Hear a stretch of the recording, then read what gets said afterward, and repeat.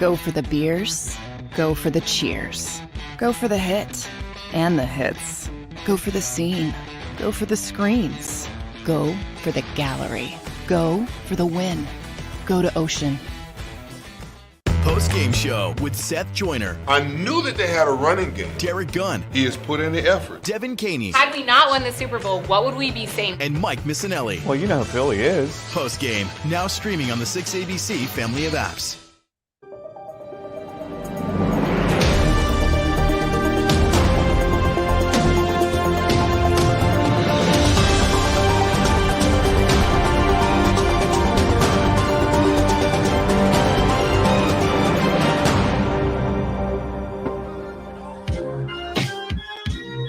Tuesday, what's up, everybody? Thanks for hanging with us. Sports Take, the place to be, noon to 3 Eastern each and every Monday through Friday.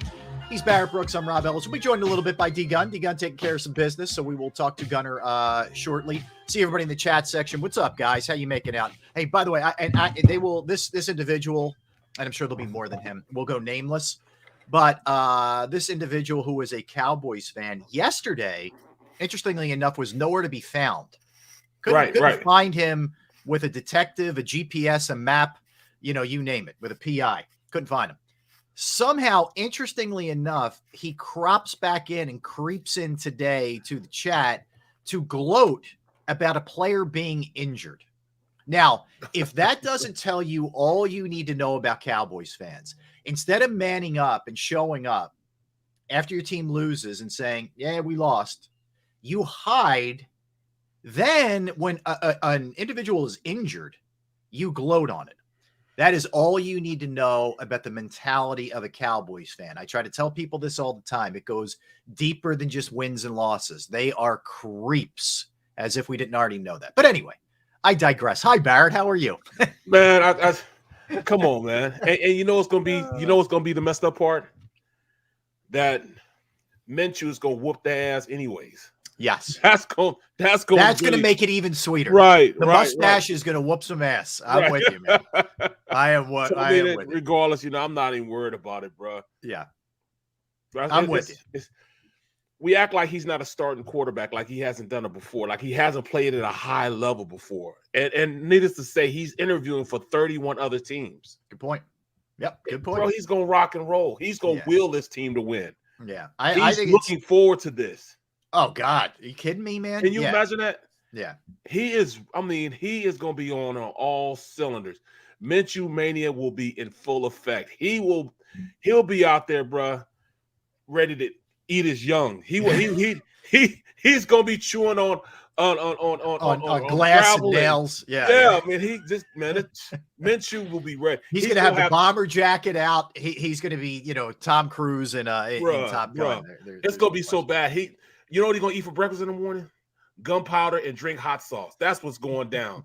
He's going to be absolutely ready because he knows that this is his chance to go and take this, take the reins and show everybody, look, I'm a starting quarterback. I just happen to be on the team with a great quarterback. Yeah, no question. All right, so let's hit it. Let's start with the big news. It came down after we got off the air yesterday, late in the afternoon, that Jalen Hurts is in fact injured the shoulder on the play that we talked about yesterday during the game. He got hit pretty hard late third quarter, about $1:11 left, Barrett, in the game. It was Travis Gibson landed on him very hard. He stayed down for a minute. We know Mailata recounted that he was going to help him up, and he was telling him, stay down, bro, stay down. And he said, help me the bleep up. He pulls him up. He stays in there. In fact, after there's a stoppage, on the very next play, he throws an out route to Devontae right on the money. Exactly. So you're saying, so like two observations. One, the dude's tough as nails, right? Number one. But number two, you're thinking, all right, he's got to be all right if he can rip that ball like that. So he threw a bomb, like a 60-yard bomb also, didn't he? Yeah, perfect throw to AJ later in the fourth. You know what it is? His fourth quarter numbers were awesome. Like, it's crazy. I don't know how to explain it. So after the injury, Barrett, 7 for 10, 110 yards, a rushing touchdown, and a 2-point conversion.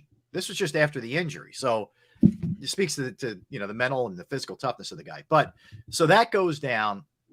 And at first you're like, oh, here we go. Like, here we go is the first reaction to it naturally, you know, and Right, you, right. you know, you get concerned and you start looking at the bigger picture. Now, I heard Nick Sirianni today on the WIP morning show, and he downplayed it. Now, read it any way you want to read it. Either competitive advantage, doesn't want to tell Dallas who to prepare for. You could still have to prepare for Jalen.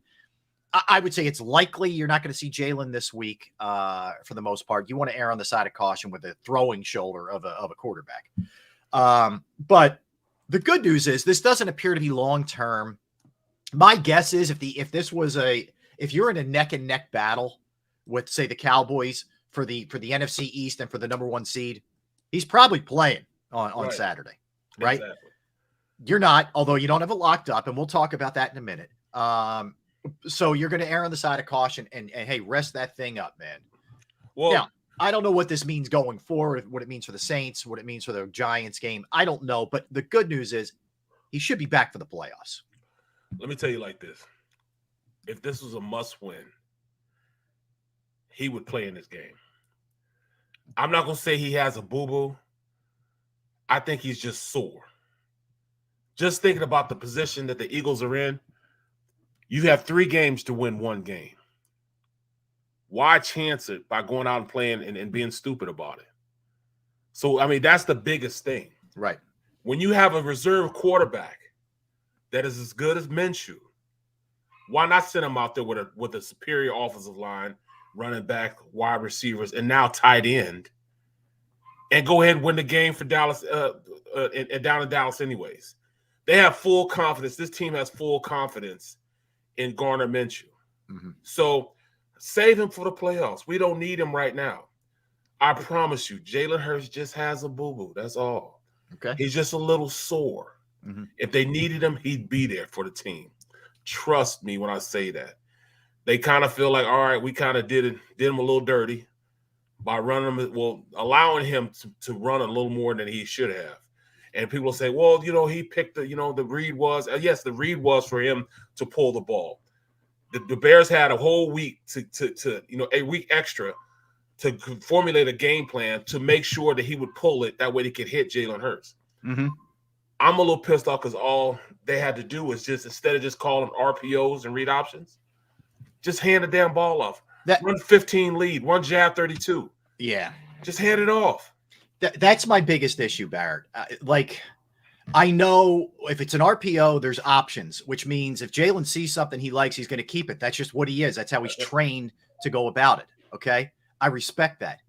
Take it out of his hands. Yes. It's okay to give 1,000-yard running back a traditional handoff every once in a while, man. Where you don't have to wait till 6:34 left in the second quarter, where you've run 18 plays before you hand the ball off. It's not like you have some scrub back there. You have a really good, number one, you have a really good running back and a really good blocking offensive line. Right. Okay? Oh, by the way, is he's actually ranked what, 5th as far as yards in the NFL? Yeah. 5th? Yeah. Are you kidding me? So, come on, bro. Therein lies the issue for me. And you're also, I get it. Any given Sunday, you never know. But let's face it, you're playing a Bears team that isn't great. I don't know that you have to take the chances of having your quarterback run it 17 times in that setting. Therein lies my issue. Take it out of his hands to an extent. Give it to your guy. Let your big boys up front eat in the run game. Exactly. And keep Hurts out of harm's way to an extent. I understand he's in the pocket. He might scramble. There's going to be some RPOs. He's going to keep at the goal line. Okay, that's the cost of doing business. That's the NFL. Yeah, dudes get hurt. Yep.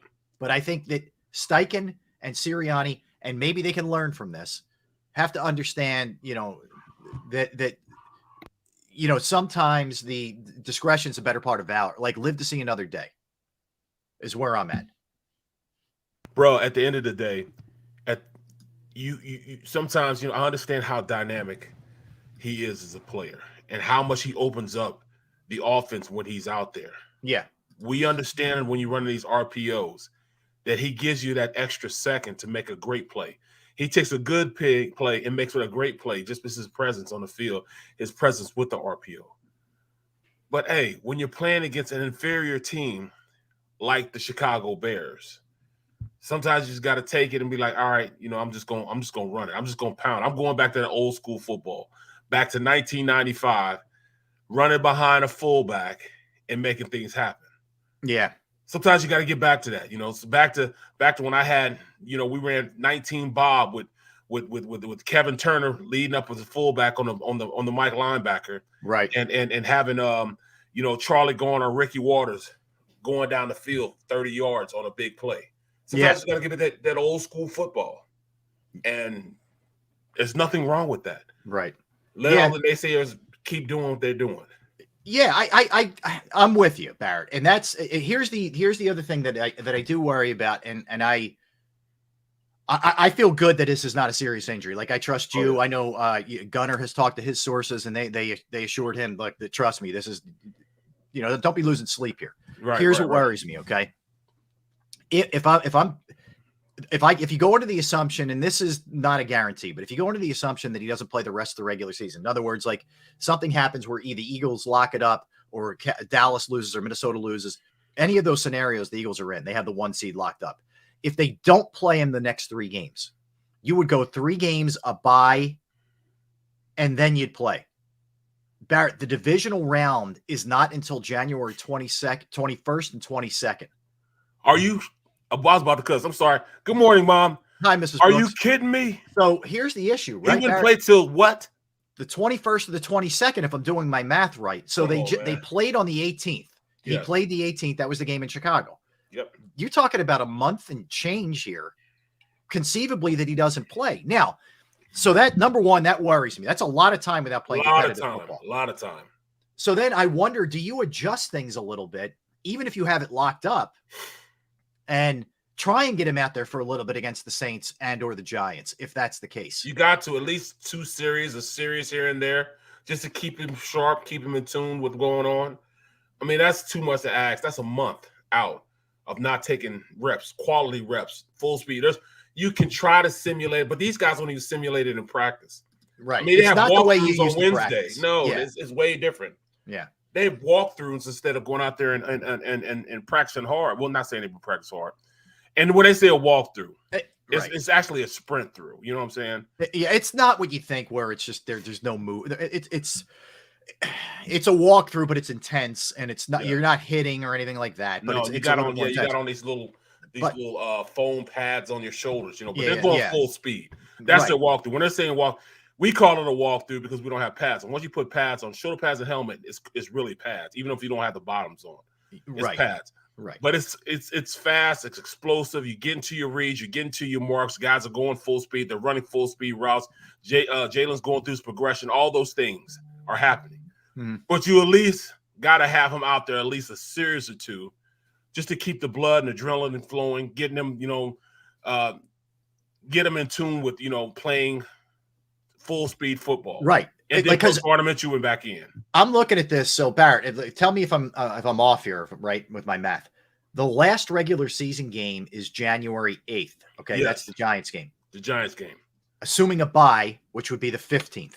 Exactly. You play Saturday, Sunday is the way, with that part of the playoffs, you're playing Saturday, Sunday. So he wouldn't play until the 21st or the 22nd. You're absolutely right. That's a long time, man. It's a long time. Too long. That's too long a time to not play football, especially when you're going in and it's win or go home. You know what I'm saying? It's not like basketball and baseball where you get a game, right. You get 3 games or 3 games. It's more so it's win or go home. You get one chance. Yeah, that's it. You're not in a series, man. It's exactly. You get one chance. Elimination. Am I worried about him not playing these next 2 weeks? I worry about that, dude. I'm worried. I don't worry about him not playing against the Saints. But I do worry about him not playing against the Giants. Don't you worry, like let's face it, they err on the side of caution when it comes to this stuff. Absolutely. We know that. We all go lose our mind. Here's what I wonder, Barrett. Let me ask you this. So I think we all have sort of grown to understand this is just the way they're going to approach preseasons, where these guys are barely going to play, if at all. The difference is, as much as you want to win every game, if you lose week 1, your season's not over. You lose week 2, your season's not over if you're not particularly sharp, right? You lose divisional round, it is over. So he's got to play in one of these 2 last games. If I'm saying if that shoulder's right, if it's not, that's different. But if that shoulder's right, you got to get this guy a little bit of time in one of just those to make sure the timing's right between he and his receivers. Yeah. You know what I'm saying? Just little things like the offensive line, hearing his voice. Ready to say, "Hut!" You know what I'm saying? Those little things will throw you off. Like there might be some penalties, pre-snap penalties with this Eagles team against Dallas because you got to get used to hearing somebody else give a cadence. Mm-hmm. It's not like, you get so in tune, especially with guys that like to jump the snap count, like Lane Johnson and Jordan Mailata. So there might be some penalties because of that, just because you're not used to what you've used to with Jalen. Yeah, and that's there's going to be some timing issues. It's just natural that it's going to take a little bit. Yeah. Now the good thing is, Minshew, when he got that start last year, granted it's the Jets. It wasn't, and the Jets of last year, which is a way different team than the Jets of this year. Absolutely. But he goes 20 for 25, 242 yards, 2 TDs. He had a $133.7 passer rating. Now he stepped in very nicely, in that game. But you and I have talked about this. A couple of those throws, against maybe better corners, he's got to be careful. He has a tendency to sometimes underthrow a little bit. Okay. So he's going to have to lead his guys. I would think we're looking at a healthy dose of Miles Sanders. Like you're not going to see Miles Sanders shorted handoffs this week, I would guess. Right. I mean, this is also his audition. You know what I'm saying? He's going to get regular handoffs. Right. Now they can, let me also preface this, but they can run RPOs with him, but it's an RPO, the same thing they kind of ran for Nick Foles. Yeah, exact same thing. Mm-hmm. But it's literally a run to the running back, or you're keeping and throwing. Or you're throwing it. Yeah. There's not the third part of it. It's not a 3-pronged. Exactly. Yeah. So it's just 2 options instead of 3 options. Yeah, and they'll be able to do that because they have their tight end back. With Dallas Goedert being back, let's point that out. Goddard's activated, FYI. So remember the chemistry they had against the Jets last year. Mm-hmm. The tight end's always a quarterback's best friend, bro. Always a quarterback's best friend. And with the RPO that they run, is either hand it off to the running back, or Dallas Goedert runs a little out. You throw the out to him because the wide receiver comes down and picks the guy that has him man to man, or you throw it to the guy that picked, which is usually Smitty. Okay. So it's still a run option with Sanders, but then you have 2 passing options with Goddard and Smitty. Okay. So it's still a 3-prong when you use that type of, but it's not Gardner Minshew is not going to run the option play. They don't want him to run the option play. He doesn't want to run the option play. Mm-hmm. Not saying he's a bad athlete. He's a functional mobility quarterback. Yeah, I mean, it is what it is. Yeah, I mean, he can move in the pocket, but he's not a threat to take off and rip off 10, 15 yards. Yeah, he's not going to rip nothing. Just like Foles wasn't going to rip. And Foles was a good athlete. Yeah, you know what I'm saying? Foles actually could have played basketball in college. Yeah, he had D1 offers to play. Yeah. So I'm saying this team will still be equally effective. Well, a little below equal. I'm not saying, because Jalen Hurts is his own different beast, but they'll be truly effective against anybody they play against. Yeah. So let's to your point, we'll get to in a second here, but let's look at what they're going to be missing out on. Again, if he doesn't play, it's not a guarantee, but you read between the lines, it's probably not likely. So Hurts, 35 total touchdowns, Barrett, 22 in the air, 13 on the ground.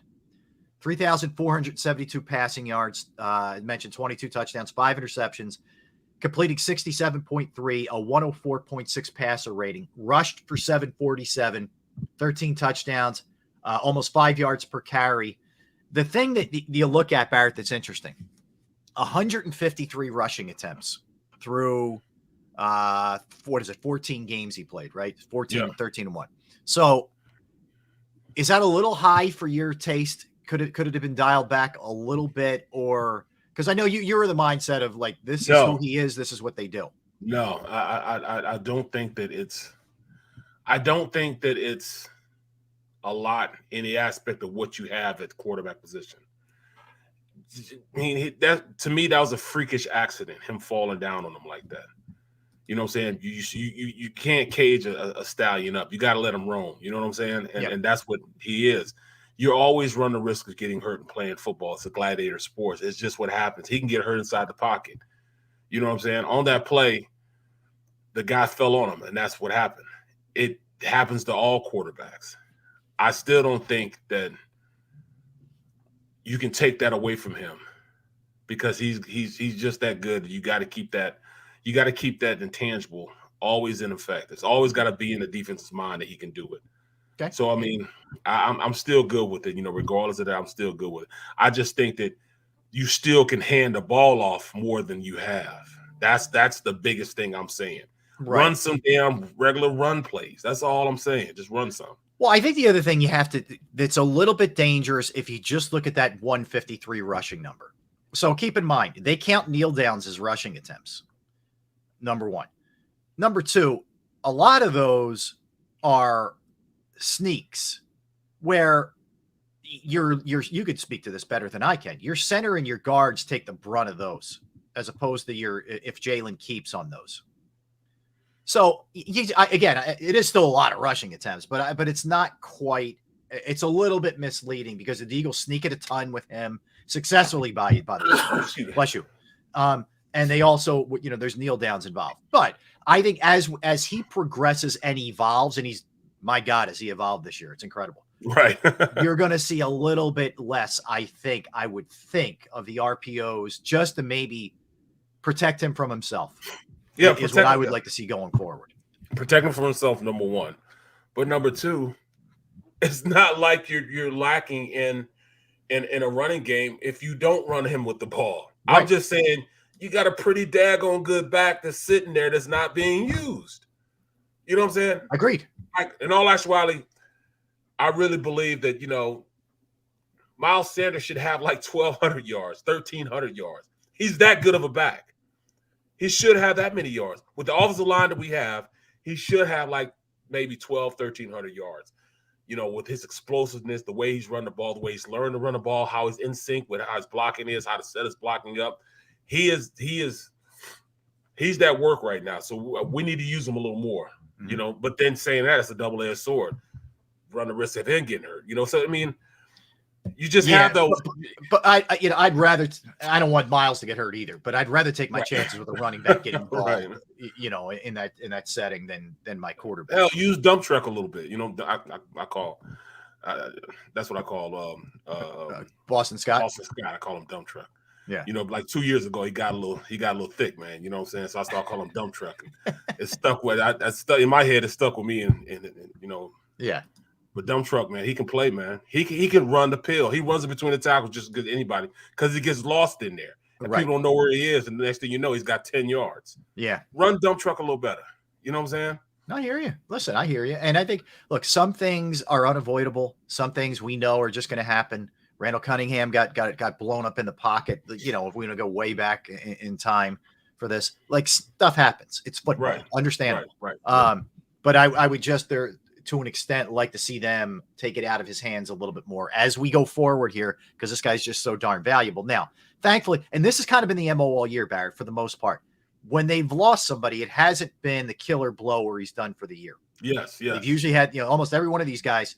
I'm trying to think. So Goddard comes back, and the only one we're waiting on beyond what happens with Jalen is C.J. Gardner-Johnson, right? That's it. Yep. As far as the big boys. So, for the most part, they've gotten these guys back. Avante's back. Davis is back, etc. So you're gonna get Blake Reed Blankenship back. I think. It's going towards that. Right. You're right. We've been relatively.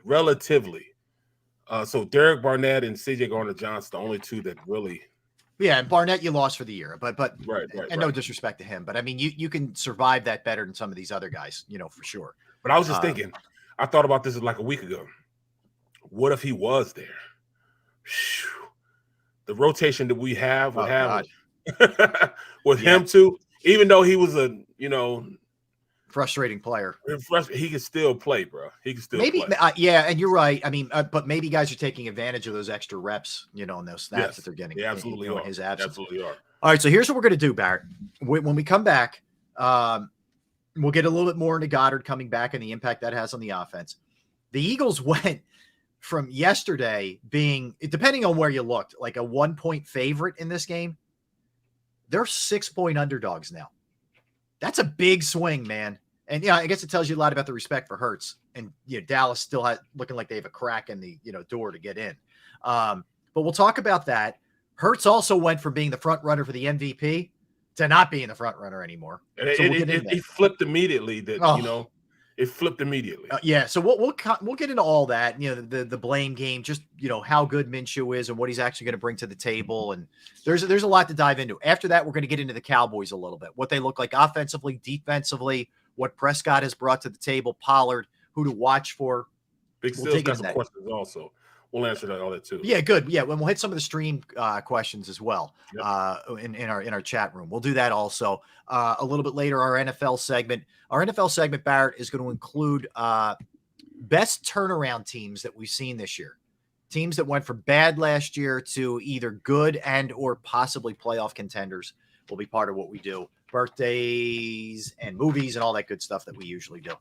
Gunner will be coming by soon. So don't move. We got you. Barrett Brooks, Rob Ellis. We're Sports Take, JAKIB Sports YouTube Network. I'm going to tell you about Jim Murray and Principal Financial Group, because finding the right person to invest your hard-earned dollars and cents is a scary proposition. And I was at the front of the line trying to find the right person for a long time.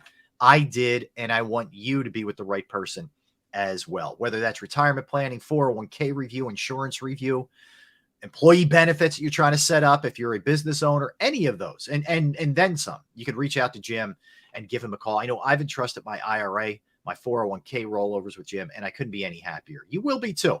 610-996-4751 is how you reach him. One more time, 610-996-4751. You could email him as well, Murray, MURRAY.Jim@principal.com. That's Murray.Jim@principal.com. Post-game show with Seth Joyner, I knew that they had a running game. Derek Gunn, He has put in the effort. Devin Caney, Had we not won the Super Bowl, what would we be saying? and Mike Missinelli. Well, you know how Philly is. Post-game, now streaming on the 6ABC family of apps.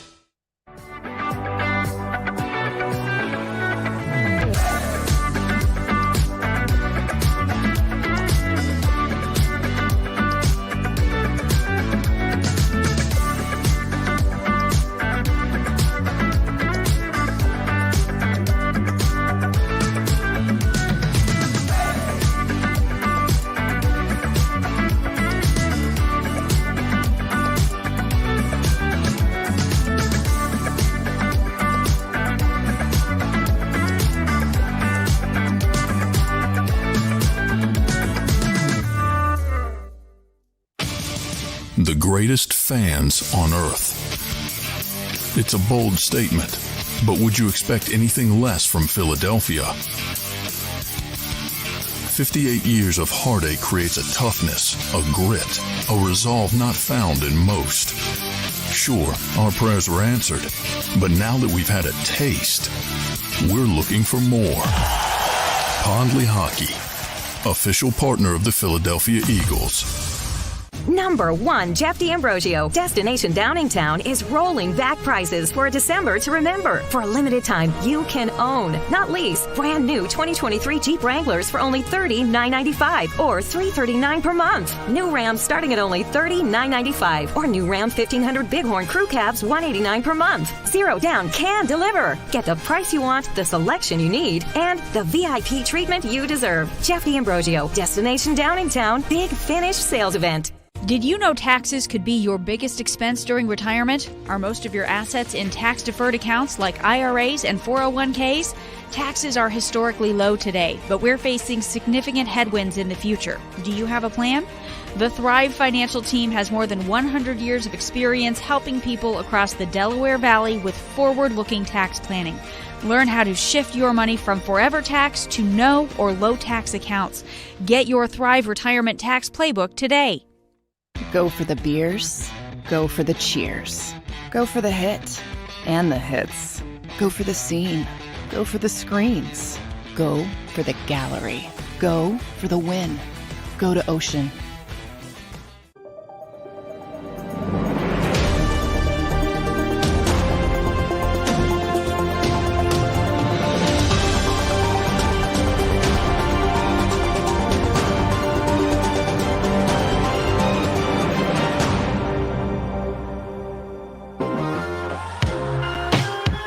Back with you on this Tuesday. We are Sports Take, JAKIB Sports YouTube Network. Thanks for hanging with us. He's Barrett. I'm Rob. We're going to have Gunnar join us in a little bit. All right, so a lot to dig into here, Barrett. I mentioned the point spread, and let me see if it's updated any from before we came on here. So the Eagles yesterday, and again, in some spots they were a 1-point favorite, in some spots they were a 1-point underdog. Then all of a sudden the line started going crazy and you knew something was up. So the Eagles right now are 5.5-point underdogs in this game at Dallas on Christmas Eve, 4:25 start. All right, they're 5.5 points. So it was essentially about a 6-point swing somewhere in that neighborhood. Wasn't it -1 to start off? Yeah, Eagles initially I think were -1. It depends where you're at. You know, it moved a little bit to maybe they were +1, but now they are plus 5.5 points. Some places it's 6, some places it's 6.5 points. So it's almost been a touchdown move, you know, basically from the people in Vegas in the game. Number one. Number two, and by the way, I would grab the Eagles and the points in a second in this game. Number two, Jalen Hurts went from being the odds-on favorite, -160, to win the MVP, where Patrick Mahomes was +160 and Josh Allen was +900. Now, Mahomes -375, Josh Allen is +500, Hurts is +550, and you got Joe Burrow creeping right there at +1,000. So, you know, basically, if Hurts doesn't play again this season, he's going to get jobbed out of the MVP. Not that that's the end of the world or anything like that. But he's not like Embiid, though. He's totally different from Embiid. You're not going to hear him moping. He's not going to go out there and play bad in the first playoff game because he's upset about that. It's just not him. Nor does he care. No. You know what I'm saying? And when you look at the odds of guys that the last time a quarterback won MVP and won the Super Bowl was what? Brady back in like the 2000, like 2003. Yeah, you're right. It's been a while. Yep. You know what I'm saying? So the likelihood of you winning it and winning a Super Bowl are almost slim to none. Mm-hmm. So, I mean, if you look at that, look at those odds, you know, it still puts us at better odds of winning the Super Bowl then, you know. Yeah.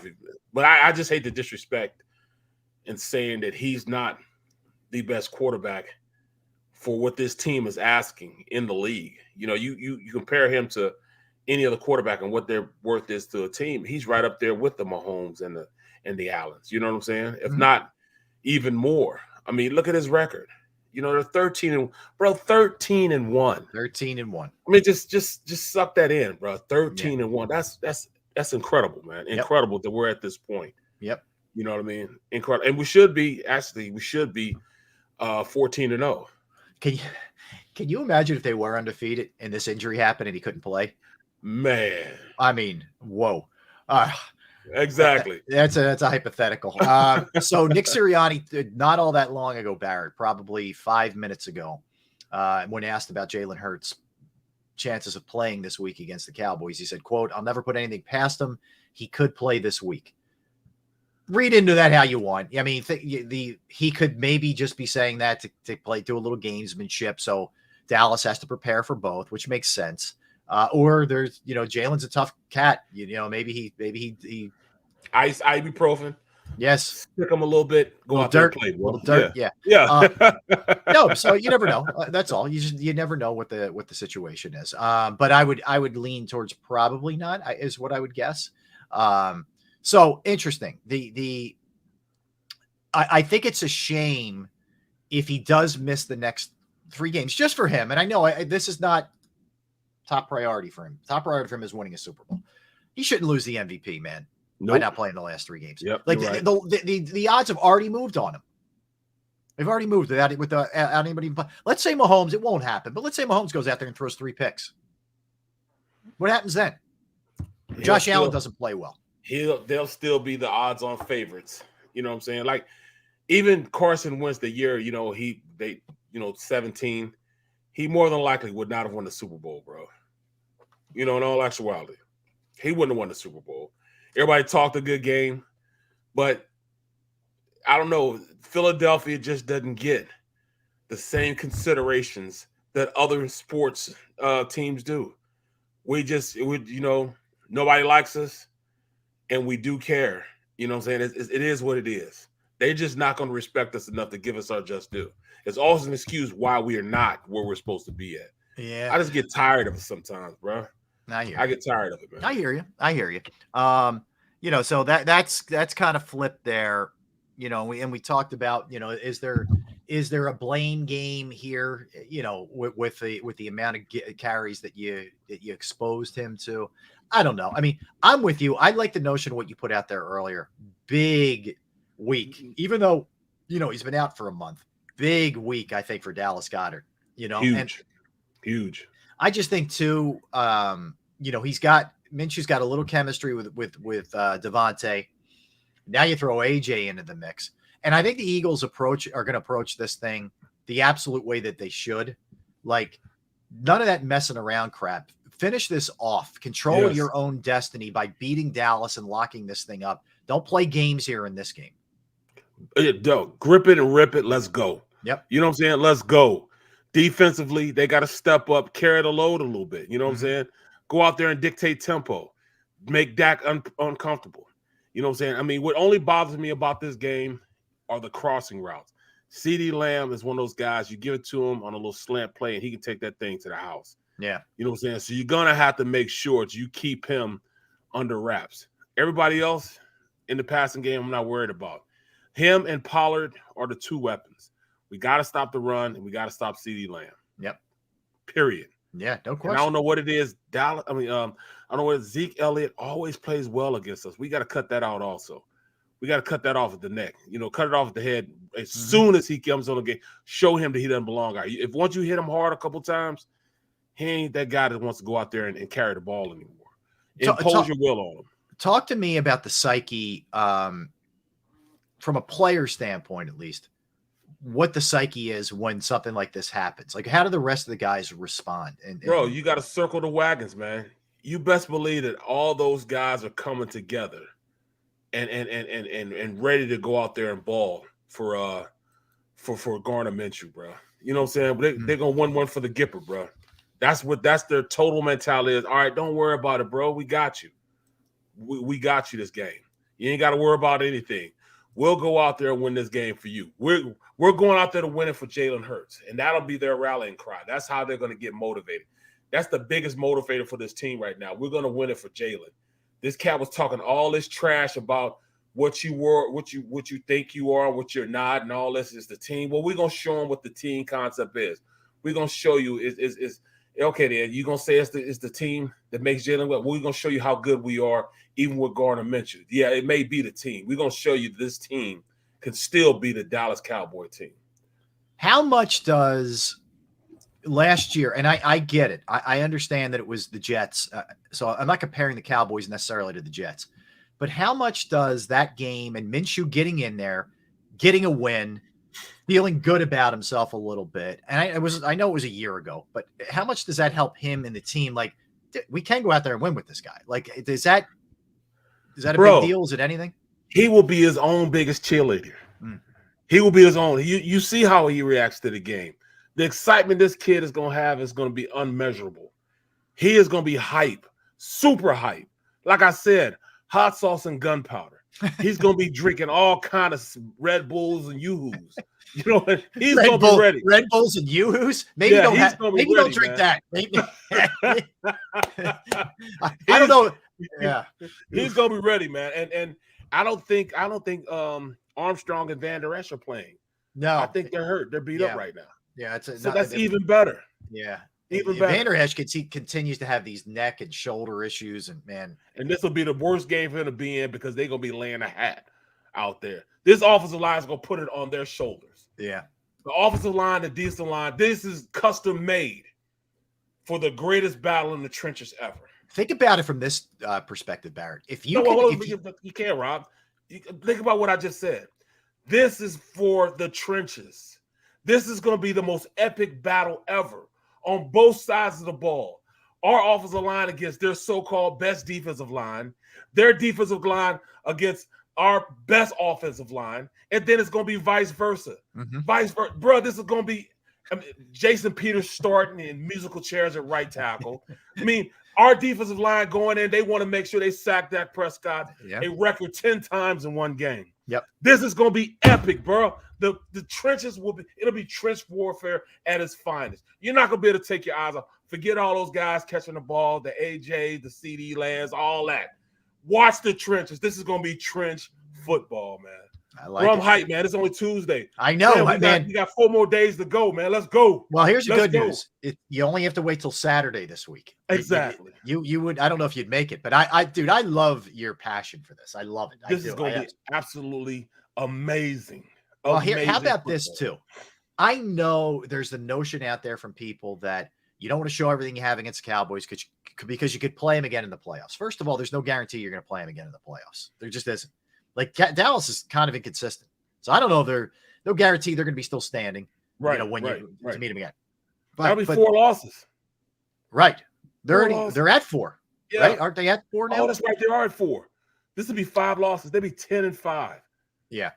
Come on, man. Yeah. Come on, man. Yeah, they're 10-4 now. All right. So but my point is, if you can go, and I want to go full bore, if you can go out there and take it to them, beat them with your backup at their place in Dallas, yes, for the second time this year, get the broom out on them. I think that does more psychologically than the whole, it's hard to beat a team 3 times. Like, I think that bleeps Dallas's mind if you can do that. They'll be done. And we beat them with a backup quarterback. Right. And we beat them with a backup quarterback. In their joint. Yep. In their house. Mm-hmm. In their house. Jalen Hurts already beat him twice already. Because he beat him, he beat Michael Parsons in the celebrity softball tournament this summer. Mm-hmm. He's going for an all-out 3-peat, 4-peat. You know what I'm saying? Yeah. He's going for it all, man. He beat him in softball already. He beat him. I didn't realize the softball angle. Oh, yes, it all counts, man. It all counts, man. Okay. It all counts when it comes to Dallas. It all counts.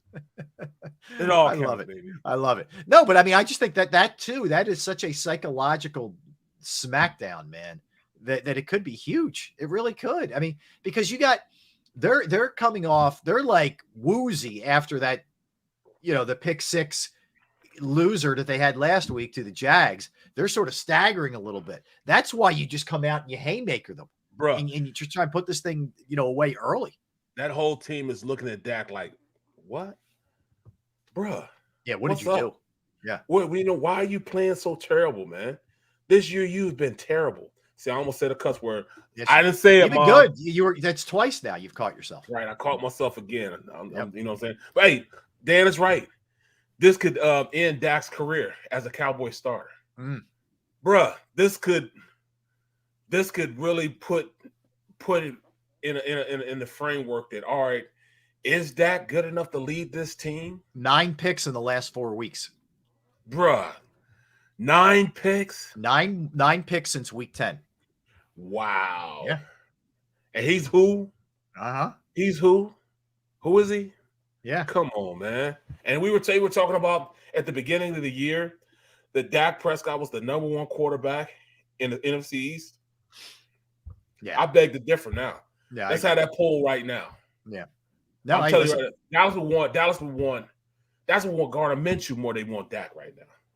Well, I mean, this is the other thing. Just not to harp on this too much, but there was all the Micah Parsons nonsense and some other guy, the Chris Sims, et cetera. Jalen Hurts is just this system guy. If he's such a system guy, how does the point spread swing a full touchdown? How do the MVP odds drop the way that they, you know what I mean? Like I'm clearly this guy wasn't just a system guy. He wasn't just supported by the system, that he was a hell of a lot more than that. Absolutely. Yeah. I mean, if anything tells you that, it's the way people are reacting now that he may be out of this game. You can't say it's just a system, because anybody can run a system. Yeah. The system that he runs is not going to be the same system that you're going to see Gardner Minshew with. Yeah. Please believe that. Yeah. Gardner Minshew could not run the system that Hurts ran. Mm-hmm. And they're not going to make him do that. But what Shane Steichen is good at doing is customizing things to your skill set, customizing an offense that you function well in. That's the difference between a good coach and an average coach. An average coach will say, all right, my system is the all-encompassing thing that, concept that these teams run with. Yeah. When a good coach will say, all right, I'm gonna take my system, customize it to your strengths, and we'll all come out better in the outcome because you're doing what you like, I'm doing what I like to do, and we married it together, and now we're doing something this team can run. And you have to think that way. Makes They're sense. not going to be asking him to go out there and run a QB draw play. Yeah, no, I think He's not getting that. Any smart coach coaches to his players' strengths. I do like this too, and Sirianni threw this out there during his press conference too. And this goes back to what we're talking about the game, this Dallas game, where you don't screw around, just go all out. He said he isn't taking anything for granted in regard to earning the 1 seed. They still don't have it wrapped up in regard, and that goes for resting players, not revealing too much. He said he wants to do everything he can to win on Saturday. So, well, yes, and I know it sounds crazy, and I hear Dash Deal saying it, but I wouldn't be surprised if Jalen Hurts plays. I wouldn't be surprised. It would be the ultimate okie doke. You know what I mean? It's like, mind bleep. It would be a pretty fascinating one. I'm with you, Daz, and I'm with you, Barrett. Like, I'm not 100% counting Hurts out of this game. I'm not. You can't. The game is too big for if there's any opportunity to exhaust every single. Like, Hurts may not go home. He may not see his bed for the next 4 days. He may not see his bed. Yeah. He might live up at that stadium trying knowing to make him. sure. They're going to throw him out. Yeah, you know what I'm saying? He's going to be icing, cold whirlpool, hot whirlpool, ice here, some deep tissue rubs here. I mean, he's going to be doing everything to make that thing calm down and not hurt as much. Exactly. Look, I agree. I think there's a lot of different ways that you can view how this goes, how you approach it with him. Look, the easiest thing for me, look, if there's any doubt that he's not 100% and he could maybe hurt himself worse, he doesn't play. That's it. Right, I mean, right. And he's going to tell you I can go because he's a gamer and he's tough. But that's where his arms like this, coach. Yeah, I'm good, coach. Look, coach. Hey, let me see you throw a pass and he throws it left-handed. I'm good. Right. No, but that's how it is. You get this as a parent. Sometimes you have to say, sit down. I appreciate it. Guess what? Sit your rear end down. It's not happening. See that guy over there with the mustache? He's pretty good too. Yeah, you don't have to worry about getting Wally pipped or anything. Yeah, and I think Dan pretty good. Sills brings up an interesting point. If the game was on Sunday, maybe that buys him an extra day. You get the short work week, could be working against him. I think everything goes along with that. It makes sense. There's a lot of things you have to take into consideration if you're Nick Sirianni. I guess the good thing is, and I believe me, my mindset. I don't want to play around at all, finish it. But I think they too would view this as if the Eagles were in this, if both teams came in with one loss or whatever. That's right too. Look at JM. Go back to JM at 12:48. Okay. Sacrifice the season for a game. You know what I'm saying? That's that's that's definitely moronic logic. Yeah, no, I got you. I mean, I understand that, bro. You're right. You know what I'm saying? Yeah. You're absolutely right. And I got to calm down in my thinking, and those coaches are going to have to calm down Jalen Hurts in his thinking. You're absolutely right. I was getting too geeked up, man, because you don't want to F up the season. Right. You have to have you have to have a big picture. Not you. Yeah. I'm saying general. The mentality needs to be bigger picture for this thing. Exactly. And look, I think great call, bro. JM, great call. Yeah, absolutely. Great call. And you guys are all making great points in the chat, by the way, as you guys always do. Yep. I think that Nick is a guy in the front office too. Let's not just say Nick. This is Howie. This is the big boys are making these decisions as well. Have always erred on the side of caution with this, and they know what's at stake. Yeah, they know it's the Cowboys game. They know that, and they know they don't have everything wrapped up right now officially. They get that, but they also know everything's like an odds game. Everything is you're balancing everything the way you look at this thing, and you're trying to be smart for the game itself to get where you need to be with the 1 seed. But you also have to look at this and say, man, what's this going to look like come playoff time? Like, let's just say he's out there trying to play, and there isn't a play where he gets blown up, but you could see like this dude's not quite right, and he's just gutting it out, and that's not good either, because then he's going to carry that into the playoff sword. There's just you just have to be smart about this. It's not easy. You know, the nice thing is you can let the next couple days play out, see where he's at, you know, come Thursday, Friday. We're only at Tuesday right now. And, you know, make a judgment. And then Sirianni said he's going to put 2 game plans in, one with Minshew, one with Hurts. Well, see, I'm gonna tell you the truth, man.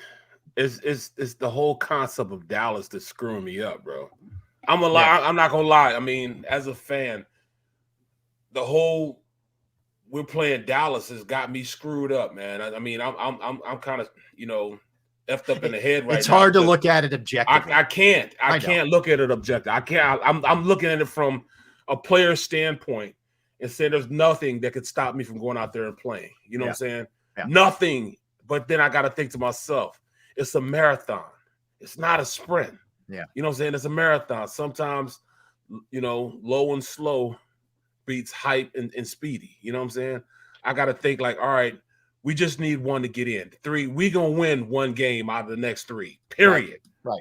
And get in, cruise into the playoffs and be ready to go. I need him ready to go from this point on. We're trying to win a Super Bowl, not just to beat the Dallas Cowboys. And that's I've got to change my way of thinking, but it's just so hard. I'm going to let y'all know. It's so hard for me to think conceptually because you know why I'm pissed? And I appreciate that, by the way. I love your hatred for the Cowboys. Bro, I'm still thinking of last year. It's the last game. They won the division. Yeah. They had it all locked up. Yep. They won the division. And they come into our house and play their starters. We had our backups in. Mm-hmm. They played their starters for 3 quarters. 3 quarters. Their starters played. CeeDee Lamb was still catching passes all the way up until halfway through the 3rd quarter. Mm-hmm. What kind of mess is that, bro? That's a message they sent us. We're going to beat you regardless. Yeah. We hate you that much. We're going to play our starters. Yeah, we won the division. Yeah, we're in the playoffs, but we're going to beat you and beat you down. What kind of mess is that, bro? That's the same mess I want to put on them, bro. Yeah, but that's what they do. I mean, when it really counts, they come up small. When they can do stuff like that, they go all in. It's like Micah Parsons yapping in any way, shape, or form talking about Jalen Hurts, and then his team loses to the Jaguars. That's just who they are. They're all hype. They're all bluster. And when it really comes down to it, they come up small. And they've been doing it for a quarter century. I mean, that's what the Cowboys are. They're a hype machine. If they lose this game, they're going to fire the head coach on the spot. On the spot. On the spot. He won't even get to the locker room. Who was the Navy coach? Oh, yeah. That poor guy, man. He couldn't even get on the bus to get back to Navy. And that is crazy that was terrible. Man. That was terrible. That was crazy. For you, and you may have just answered it because you're like shot out of a cannon with this, and I love it. Has it taken any of the luster off the game that Hurts may not go, or do you view it as no, even better because the backup's going to come in there and kick their ass? How do you view it? That's exactly what I'm thinking. Minshew's going to go in there, and like I said, he's interviewing for 31 other teams. He wants to show everybody that I am the head honcho. I should be starting somewhere. You know what you get if you bring me in? You get a starting quarterback. And, oh, by the way, do you see what just happened with the Rams? You see how that guy with the Rams is playing? Mm-hmm. I'm going to show you I could do even better than that. You know what I'm saying? Baker Mayfield comes into a team, and he's only been there for 3 days and is going out there and beating people. This guy's going to be the same way. Minshew's like, look, you give me the opportunity, have Minshew, we'll travel. Mm-hmm. This team is going to be totally back in Minshew. You're going to see defensive players over there giving them high fives, getting them going, just like if Jalen Hurts was in there. Right. Rest assured, it's going to be a little extracurricular activities with my dog, Big Jordan and Micah Parsons. It's going to be some static out there. You know what I'm saying? There's going to be some Jordan Mailata. Yeah. Yes. It's going to be some furniture moving out there. You know what I mean? This is going to be a blood sport, bro. Blood sport in the trenches. All right. I like it. All right. So when we come back, Barrett, we'll dig a little bit deeper into this 10-4 Cowboys team. What's going on with them? Their loss last week and what went on in that game to the Jaguars. We'll look at some of their offensive numbers, Prescott, Pollard, the guys you got to watch. How do you attack Parsons? Do you do it the same way that they did it the last time, which up until Lane going down was very successful? Absolutely. So I want to get into some strategic stuff with you. I got a game plan for that also. I know you do. And I'm right here to set it up, man, and I want you to spike it over the net. That's what we're doing. I'm going to throw you a lobbing and have you reverse one. There we go. Throw it down like your basketball days. All right, so we'll do that digging all that. Gunner's going to be joining us in a little bit. We'll get into our NFL segment. We'll give a little love to the Sixers, who have won 5 straight on this homestand, and who's playing well and who isn't. The Flyers, more injuries to deal with. Philly's extended some guys in the front office. Some update on the Masters and whether the live golfers are going to be able to play or not. Birthdays, movies, all kinds of stuff. Don't go anywhere. He's Barrett Brooks. I am Rob Ellis. We're Sports Take, JAKIB Sports YouTube Network. All right, time to talk about Pro Action Restoration. You know what? Barrett had a little issue at one of his properties. Said to me, you know what? Give me the number, man. I got to call Pro Action. And guess what? They called him right back, and they are in business right now. So whether you have a home, a business, a property, you've gone through the inconvenience here of water, fire, smoke, mold damage, whatever the case may be, it can be very trying, can be very scary. You're not really sure who to turn to. Pro Action Restoration are the people you turn to, and they're on call 24 hours, 7 days a week to assist. I know I've gone through it personally. Happened to me on a Saturday. Sometimes you can't reach people, right? You're calling, you're emailing, nothing. They got right back to me, and they were right over to my parents' house, and they cleaned up some serious water damage. Price was right. Crew was professional, clean, the whole nine. They are licensed, bonded, fully insured. They've been serving the tri-state area for more than 2 decades. Pro Action will work in conjunction with your insurance company as well. So again, it could be water, it could be fire, it could be smoke damage, mold remediation, any of the above. They can handle it and then some. Give them a call, 610-623-3760, 610-623-3760, or online at proactionrestoration.com. That's proactionrestoration.com. Post-game show with Seth Joyner, I knew that they had a running game. Derek Gunn, He has put in the effort. Devin Caney, Had we not won the Super Bowl, what would we be saying? and Mike Missinelli. Well, you know who Philly is. Post-game, now streaming on the 6ABC family of apps.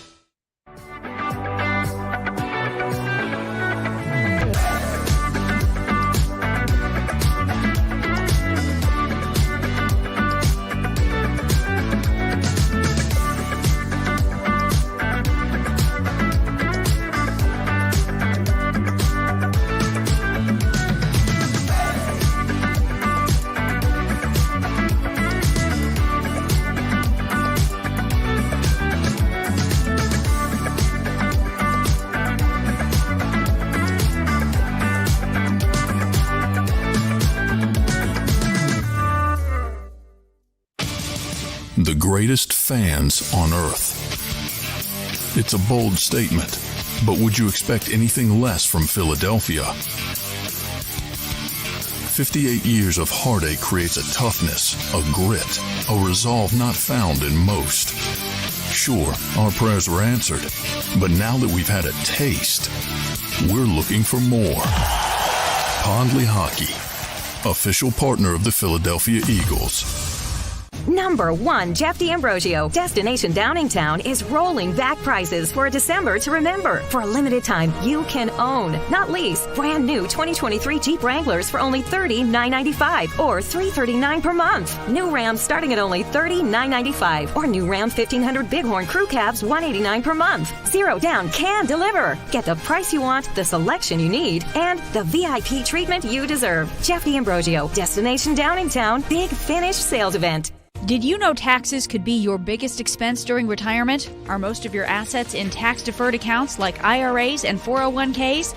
Taxes are historically low today, but we're facing significant headwinds in the future. Do you have a plan?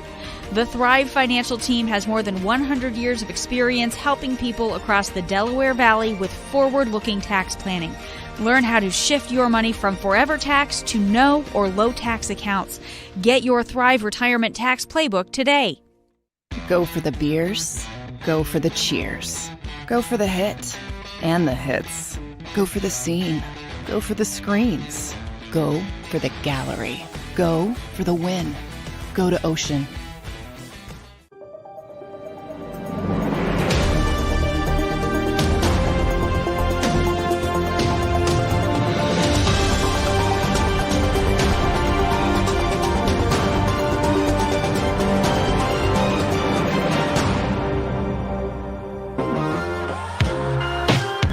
Everybody, thanks for hanging out with us. It is a Tuesday. We are Sports Take, JAKIB Sports YouTube Network. If you missed any of the show, if you pop in, and we get it, not everybody can hang for the 3 hours or whatever, and you like trying to get caught up. Man, what were they talking about here? And I see some reaction to this. You can always go back. You can always go to jakibsports.com you can always go to the JAKIB Sports YouTube channel and watch our shows in their entirety, or grab bits and pieces of it. We get it. You got to run to work or whatever, you're working out. That's the beauty of what we do here, man. It's all accessible, everything we've been talking about. All right. So Barrett, let's hit this, man. Cowboys come into this game at 10-4, as we just mentioned. They're in second place in the NFC East. If you look at their playoff standings right now and where things are for them, Dallas right now is the 5 seed with the way that this shakes out. Now, part of that is because that, we all know the rule. If you win your division, you're in and you're a higher seed. Right now, Tampa at 6-8 is a higher seed than them because they're winning that awful NFC South. Whatever. That's Dallas's problem. So they're only a game behind, though, man. A game behind, a game in front of the Saints, though. Yeah, the Bucks are. You're right, and so is Carolina, which is crazy. They're both 5-9. So if the season ends right now, you would have a 4-5 matchup between the Cowboys and the Bucks at Tampa. So Dallas would have to go on the road right now, but there is still a slimmer of hope for them that if the Eagles lost out, I think the Vikings would have to lose out, or at least lose 2. Cowboys win out. They can still get the 1 seed somehow, some way. They've clinched a playoff spot. They can still get the 1 seed. So they're still definitely playing for things, not to mention Eagles beat them the first time around. Dak Prescott wasn't playing. They're gonna be looking at this as a revenge game to begin with. It's the third of a back-to-back for the Eagles. And Giants, Chicago, now in Dallas. Eagles play their last 2 games at home against New Orleans and the Giants. Again, we have no idea what that's going to look like in terms of what it's going to mean. Okay, so let me give you a couple things where Dallas ranks here. We'll start with the offense. They're third in points per game, 28.1. They score a lot of points. They're 7th in rushing, as you would imagine, with Pollard and Ezekiel Elliott. 145 yards per game on the ground. Passing, middling, 217.1 passing yards per game. All right, 17th. Other side of the ball. They're 7th in points allowed defensively at 19.2. They're not good against the run, Barrett. They give up $133 on the ground, which is 25th in the NFL. Passing game, they're good. 191.6, that's second. So, again, it would set up as a game that you should be able to run on them. Prescott comes in.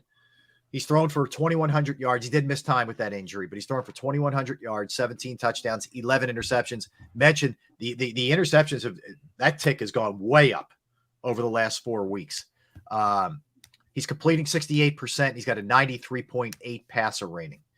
You got to deal with Tony Pollard. 969 yards on the ground. That's 5.5 yards per carry, 9 touchdowns. To go with Ezekiel Elliott, 774, averaging 4.1 on the ground. Does have 10 touchdowns. So those 2 guys find the end zone. They have 19 combined touchdowns. CeeDee Lamb's over 1,000 yards. He's got 1,087 yards, 6 touchdowns. Noah Brown's solid. He's got 533 receiving yards on 40 receptions with 3 touchdowns. Of course, you go to the other side of the ball. The wrecker over there is Micah Parsons, 13 sacks, 9 tackles, 3 pass defense. So that's what we have. Oh, Barrett's got the neck jobby out there, man. Nice. Yeah, man. I'm starting to get frustrated, bro. Is that going to be the cue when you pull that thing out? Yeah, man. Yeah, man. I'm just like, realistically, man, you look at their team. They got a talented team. But you look at our team, we're even more talented than they are. Mm-hmm. From a pass rushing standpoint, Micah Parsons, he has 13 sacks. Oh, by the way, sacks.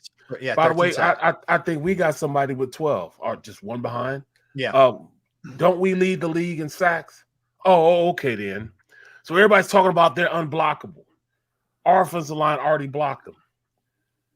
Going with a game plan against their defensive line.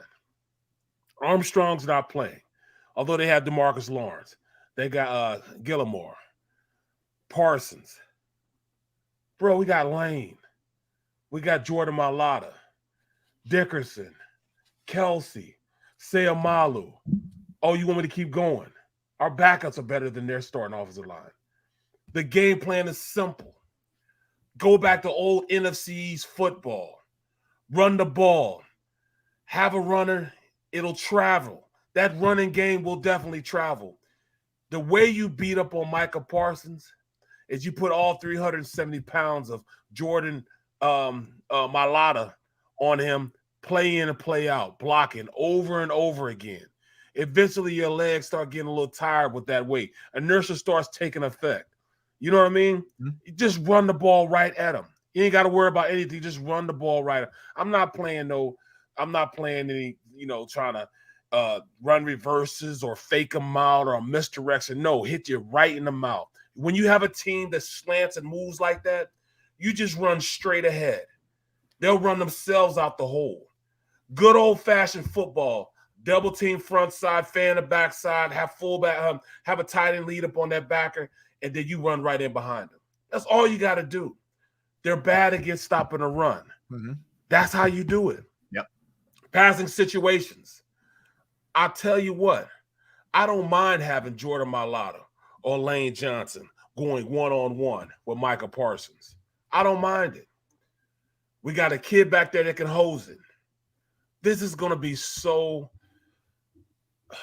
it's going to be such a good game, man, because it's just going to be good old-fashioned football, man. Talking about just get the popcorn ready. That's all you got to do. Hey, man, get it's that popcorn Christmas ready, Eve, man. You got whatever you get chow down on that night, man. You got some good grub and watch a good football game, man. I agree with you. I can't do that. I'll be at the job. You know what I'm saying? Going nuts. You'll probably hear me. You'll probably hear me all the way. We're not that far away from each other. Right.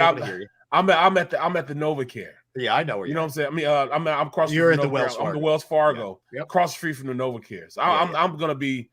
It's gonna be wild. I'm gonna be hollering and screaming. I'm in the office, man. In fact, I might make them bring a big screen to me. I'm tired of looking on that little screen, bro. I gotta see it all, bro. Let me hit you with this, just to further this. Who knows? Jalen Hurts met the media today. Okay. Said he's able to throw right now for what it's worth. Says there's a chance he might play. Shifted the focus onto Dallas's defense as soon as people started to really question him on it. I'm just saying, man. Until we know Saturday late afternoon, I'm not taking anything for granted. This could go either way. I'm telling you, I just feel like I know people will look at it and say it's gamesmanship, but I'm not locking this thing down that he's not playing in this game. Bro, I wouldn't let him play. I absolutely wouldn't let him play now. Just let him get healthy. Let him get healthy. Go ahead and win this game with Gardner Minshew. You know what I'm saying? Go ahead and lock it up.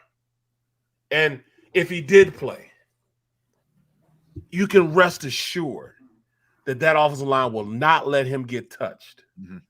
They will go ape. See, I almost caught myself again. If they touch him. By the way, I'm good. Like I don't mind. You can work blue, man. I'm good with it. No, that old lady on the other side of the screen. I got you, Mama Brooks. Mama Brooks would not be happy with you. I understand. She would call me. I'll talk to her for you if you need me to. Whatever you. I got your back, man. You know that. Man, but they would go crazy if he get touched. It's just they would make sure they would bubble wrap him. They would make sure he had bubble wrap. Like you don't touch my guy. Don't touch my quarterback. Right. So we don't need him now, man. We don't need him now. We'll beat up on Dallas with Gardner Minshew. All right, here a little bit further on this, like with Parsons. They had success against them. And again, Lane Johnson went out, and then to his credit, he got loose. Okay. But how would you, with a healthy front that the Eagles have, what are you doing here to counter some of the things that he does well? How are you going after him specifically? I know we're getting a little early for the game plan. We usually do it later in the week, but I'd like to hear what you think on Parsons. You go with check with me's, man. You go with check with me's. Get to the line, and wherever Parsons is, we're running right at him. We call them check with me's. We come to the line if we got the tight end over on Jordan Mailata's side, and Micah Parsons is on the right side. We run an open zone. And just have Lane Johnson beat up on him. You know what I'm saying? Wherever he is, we'll run right at him. You don't run away from him because he's fast. He can run. So you don't want to run away from him. You want to run right at him. And they're going to try to move him a little bit. Mm-hmm. But the thing about when you play against movement and you're playing with a defensive line that does a lot of games and stunts and stuff, they usually take themselves out of plays. If you can stop the initial penetration, get your body on them, and start stymieing them or moving them, they don't get to their gaps. Mm-hmm. And it leaves wide open gaps on backsides and in the middle of the field. There's Marcus is on your side with this. See, he thing. knows. Yeah. You run right at him. You talking about where's the beef? Right on your back, bro. Mm-hmm. All that on your back. 320 pounds with Lane Johnson. 370 pounds with Jordan Mailata. Coming off the rock, hitting you in the mouth.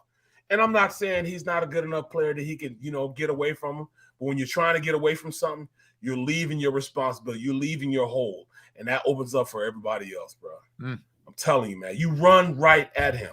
Hit him right in the mouth. You know what I'm saying? And eventually, it starts to, weigh on a defensive line. That's why they're always moving. The offensive line are special guys because they play every single play. Right. D linemen, they go out. They get somebody else in there. He's one of those guys that stay in there the entire time. So you wear on him. You make him feel every single pound. All right. Laying on top of him. Let me give you this too, Barrett. So lost in the euphoria of the pick six, which ended their game last week when the Jags beat them. So a couple things to keep in mind here, right? Trevor Lawrence goes 27 of 42, 318 yards, 4 touchdowns, did have a pick, a 109 passer rating. Travis Etienne ran for $1 on them. Zay Jones, 6 catches, $109, 3 touchdowns. Christian Kirk, 6 catches, 92 yards. Evan Ingram, 8 catches, 62 yards. They gave up 318 yards in the air. Dallas got carved up by the Jags last week. Right. Because they don't lose sight of that. And they were acting like we can't throw the ball against them because they don't like they lost Brown. They only have one starting corner, and that's Diggs. Right. You double move on Diggs all day long. Mm-hmm. And by the way, Diggs can't cover both Brown and Smitty. He can't do it. So put them on opposite sides of the field and throw whoever has Diggs, double move him backside, just throw it to him. Eventually, you're gonna find a kink in that armor. Van Der Esch not being in there. They're gonna have somebody that, there's not really a starter out there on him. One guy that you got to make sure you account for, and he's kind of a guy that can wreck shop a little bit, and nobody really talks about him, is Donovan Wilson, safety. He's a good player, man. Right. And that'll probably be the key matchup because it'll be him and Dallas Goedert going at it. Mm-hmm.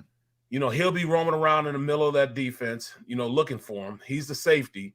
He plays a lot on the line of scrimmage, around the line of scrimmage. Him against Dallas Goedert will be a key matchup. Yeah, I think it is too. I think it's going to be a really fascinating thing to see how that shakes itself out. But, there's a lot riding here for some of these guys. McCarthy, obviously no matter what, Dallas is in the playoffs. So even if you lose this game, but I just think psychologically, if you get swept by this Eagles team, especially if it is Minshew in there, I think that bodes really well for the Eagles if they meet him again. They'll be done. Yeah. They'll know they can't win. They'll already be defeated. A lot of the times when I won a championship with the Steelers, and yes, I was playing with Bussy then too. I had Bussy and Fast Willie Parker and Deuces on the squad. Yeah. A lot of the times that, we played against a team, we totally dominated the team from the start. Yep. Like when we walked on the film, hadn't even played a play yet. We already had their mind like this in our hand like this, and all we had to do was just squeeze, and they were done. Mm-hmm. Because we just knew we were a better team than the team we were about to play against. Yeah. And if we go up there and sweep them down in Dallas, and if we play them in the playoff, they'll be right in our hand like this. Yep. All we have to do is squeeze, and they're done. No, I hear they're you. Done. I hear you. All right, so the Eagles beat them. If you go back to the original matchup here with these two teams, the Eagles beat them at home back on week 6. Now, there aren't if you look at the offensive numbers, they don't leap out at you. Like Jalen was efficient. So he ends up 15 of 25, 155, 2 touchdowns, no interceptions. Ran 9 times, 27 yards. Again, nothing spectacular. Miles Sanders had 71 yards on the ground and a touchdown. AJ had 5 catches, 67 yards and a touchdown. Devontae 5 for 44 and a touchdown.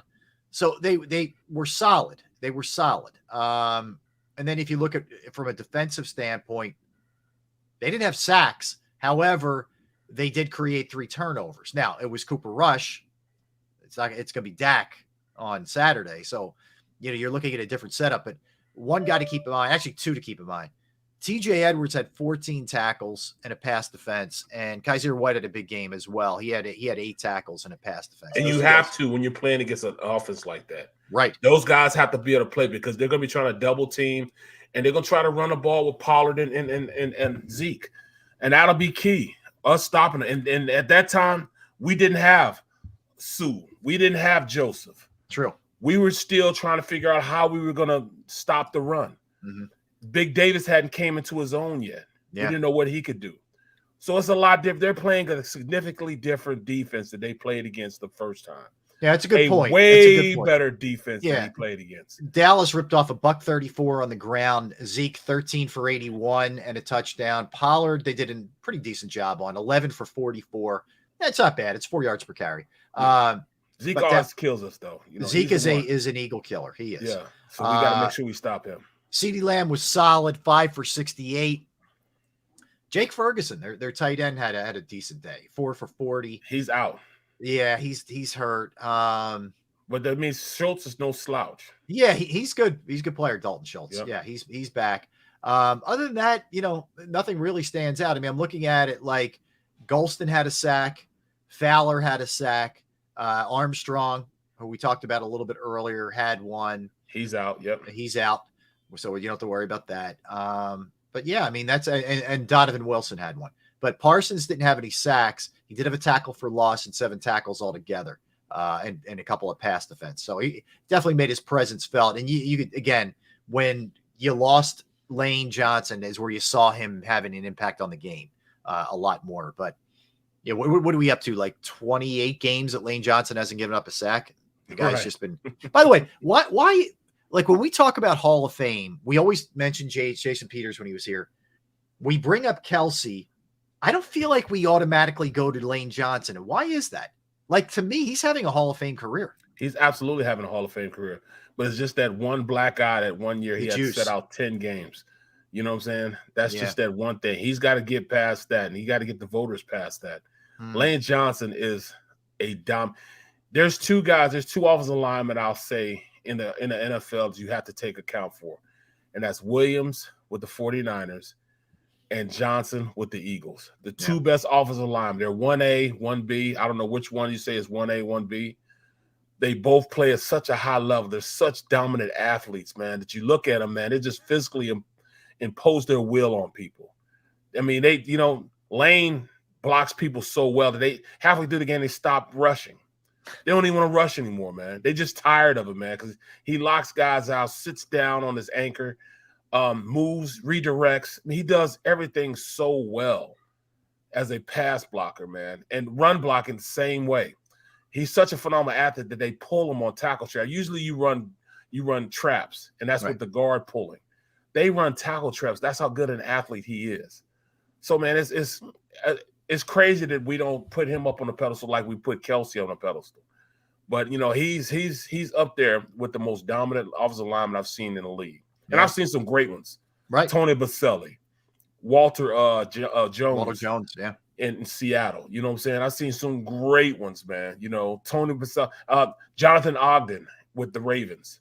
I mean, these guys were great. They played when I played, and he's right up there with the way they play. He's that good. Mm-hmm. He's that good. I mean, big Eric Williams, Eric Williams I used to watch tape on it, even though he's from Dallas.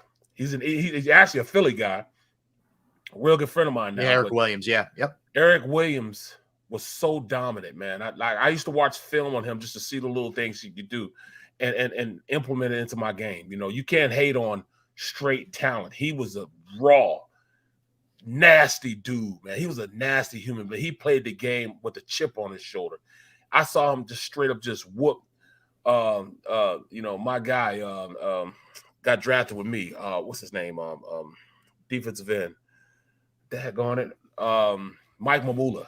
Okay. He beat the heck out of Mike Mamula, man. I saw him make Mike Mamula disappear out of the film, man. He whooped Mike. Mike said he had never been beat up so bad. Like he was set back, grab him and headbutt him, bam, bam, and just throw him down.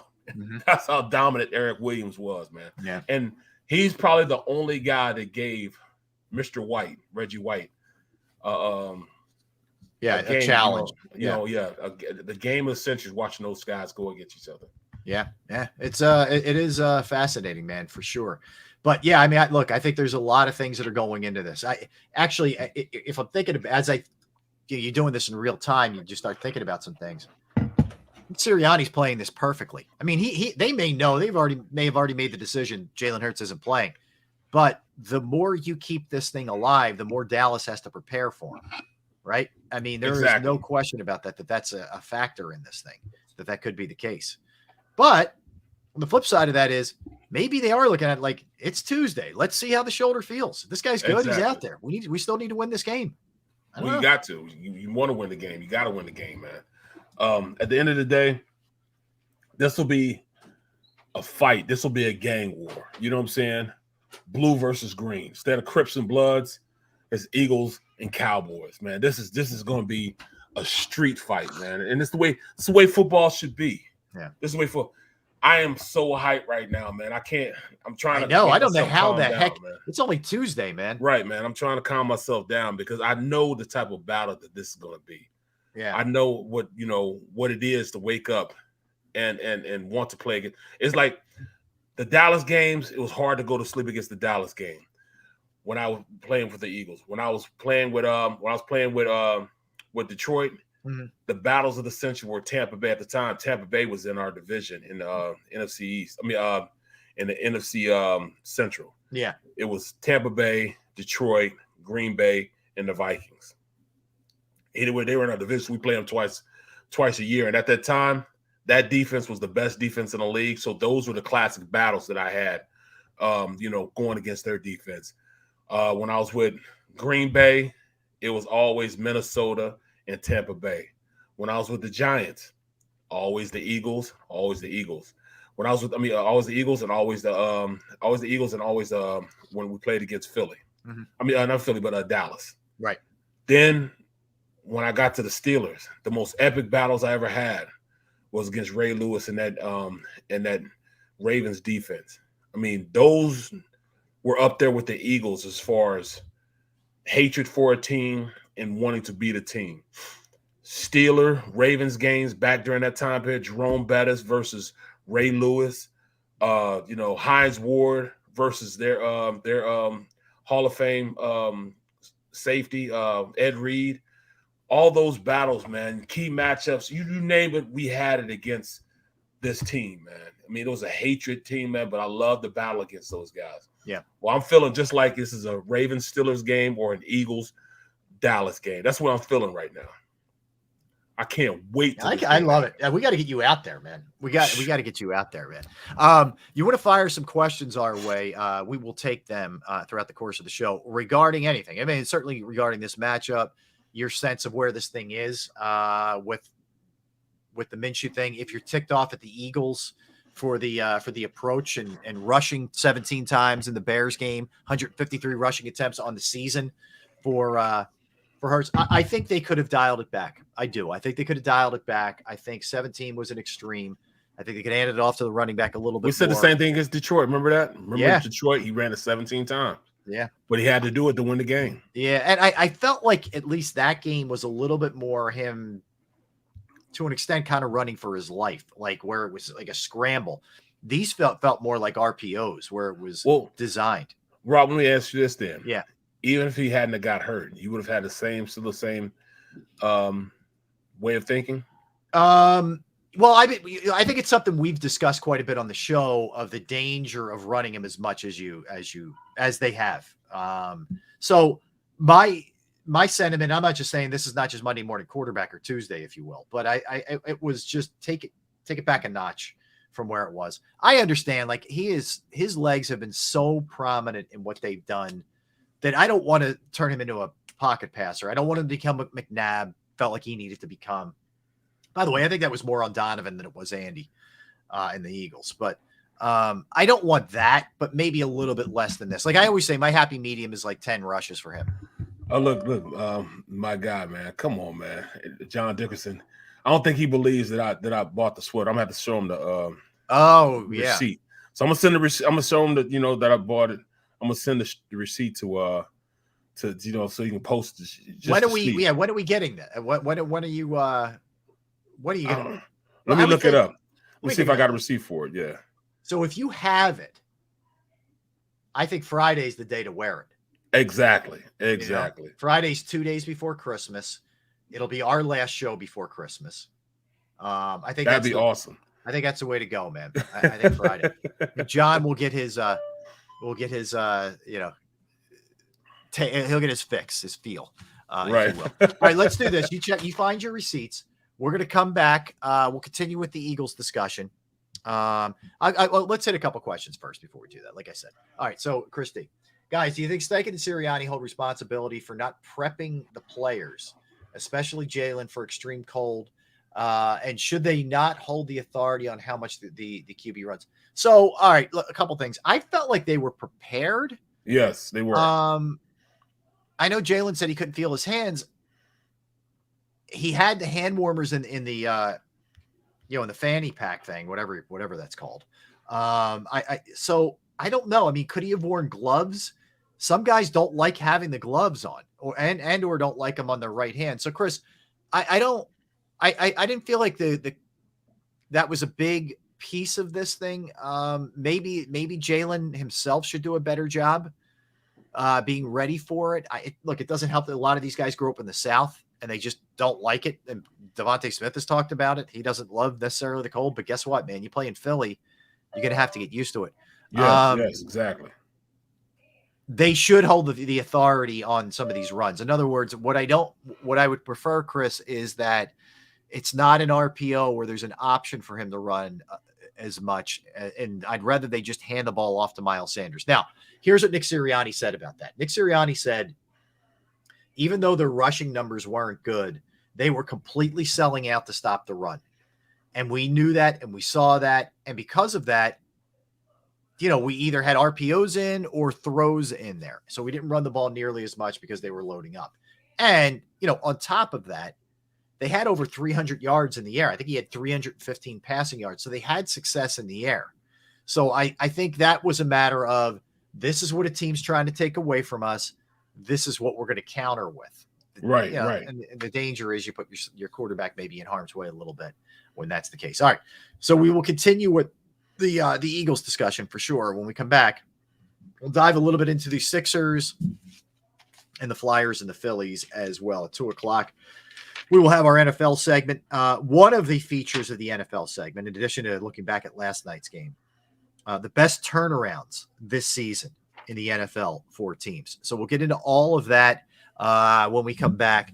Derek will be hopping on with us shortly as well. He's Barrett. I'm Rob. We're Sports Take, JAKIB Sports YouTube Network. All right, let's talk about Flynn Tree Services. Yes, Flynn Tree Services is an experienced, licensed, and insured Pennsylvania tree services company that will trim or remove any unwanted trees off of your property. They offer cost-effective solutions to any tree problem that you may face. So if you have any tree issues in your yard or on your property, they're just a quick phone call away, and they're experts at trimming all types of trees, and they serve southeastern Pennsylvania, South Jersey, and northern Delaware. Flynn Tree Services specializes in tree removal, stump grinding, as well as tree pruning. Now, keep in mind, we're in that season with heavy winds. It can get cold. We can get some snow, ice, which can tend to, pull on your branches. It's a really good time to get your trees evaluated before you have a bigger problem. You go to their Facebook or Instagram page for more information or a sampling of their work. Give Flynn Tree Services a call today at 610-850-2848, 610-850-2848, or online at flynntreeservices.com. That's flynntreeservices.com. Post-game show with Seth Joyner. I knew that they had a running game. Derek Gunn. He has put in the effort. Devin Caney. Had we not won the Super Bowl, what would we be saying? And Mike Missinelli. Well, you know who Philly is. Post-game, now streaming on the 6ABC family of apps.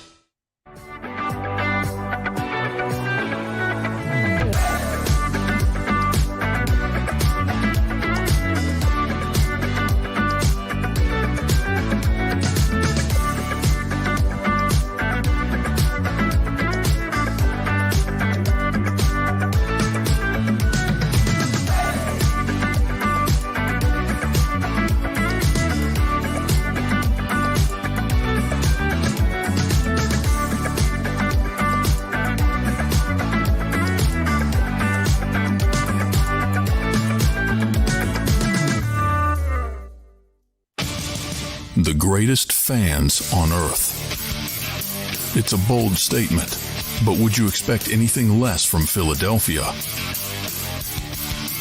58 years of heartache creates a toughness, a grit, a resolve not found in most. Sure, our prayers were answered, but now that we've had a taste, we're looking for more. Pondley Hockey, official partner of the Philadelphia Eagles.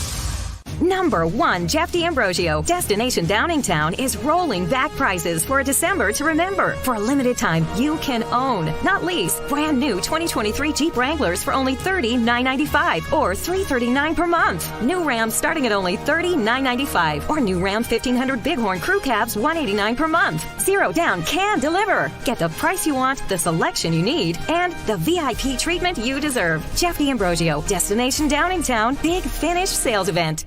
Did you know taxes could be your biggest expense during retirement? Are most of your assets in tax-deferred accounts like IRAs and 401ks? Taxes are historically low today, but we're facing significant headwinds in the future. Do you have a plan? The Thrive Financial team has more than 100 years of experience helping people across the Delaware Valley with forward-looking tax planning. Learn how to shift your money from forever tax to no or low tax accounts. Get your Thrive Retirement Tax Playbook today. Go for the beers. Go for the cheers. Go for the hit and the hits. Go for the scene. Go for the screens.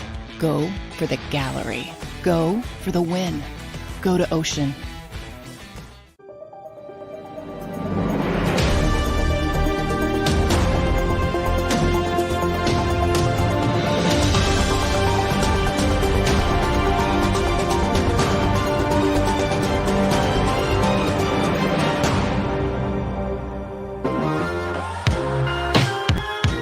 Hey, what's up, everybody? Thanks for hanging out with us. Sports Take. Look who it is. A long-lost son. He's back. Derek Gunn hopping on. What up, Gunner? How you doing? Well, I've said to myself, I said, these guys are seasoned vets. They don't need me. And so I got to listen to a little bit of what you guys were debating. Great conversation so far. But I'm good, man. I'm enjoying the day. Beautiful, sunny day outside, you know. Good. Perfect. Well, perfect timing. So I want to start with this because I know how connected, how tuned in you are to things that are happening over at the NovaCare complex. So before I ask you this question, so we got the word yesterday. Okay. Yeah. Nick Sirianni was on the WIP morning show and said, look, nothing's set in stone here. We're going to see how it goes. Said the same thing essentially when he met with the media a little bit earlier. And then Jalen Hurts as well said, he can throw, just basically a we'll see. Okay. Is the way they're kind of going about that. Now look at it a couple different ways. One, maybe that's the way it is. Like it's only Tuesday. Let's see how it shakes out. Or play a little mind game. So Dallas has to really prepare for both who are different kind of quarterbacks. Tell me what you're hearing and what your sense is of where things are right now, Gunner, as we sit here at Tuesday at 1:34 in the East. Well, I've asked people several times since the news dropped yesterday evening, and the consensus is one game, possibly two, but he's fine. Whatever they decide to do will be a precautionary measure, because even though it's a sprain, you don't want it to get worse. You want this dude ready for the second season. Now, what really surprised me though, as I'm driving around yesterday evening and today, and I'm listening to various sports talk radio formats, the abundance of people who are talking about they should rest their starters for this game. I'm shocked by it too. And then worry about clinching against the Saints. Well, the Saints are wounded dog, but Saints ain't just gonna roll over for you. You can't take anything for granted week to week. You can't. Yeah.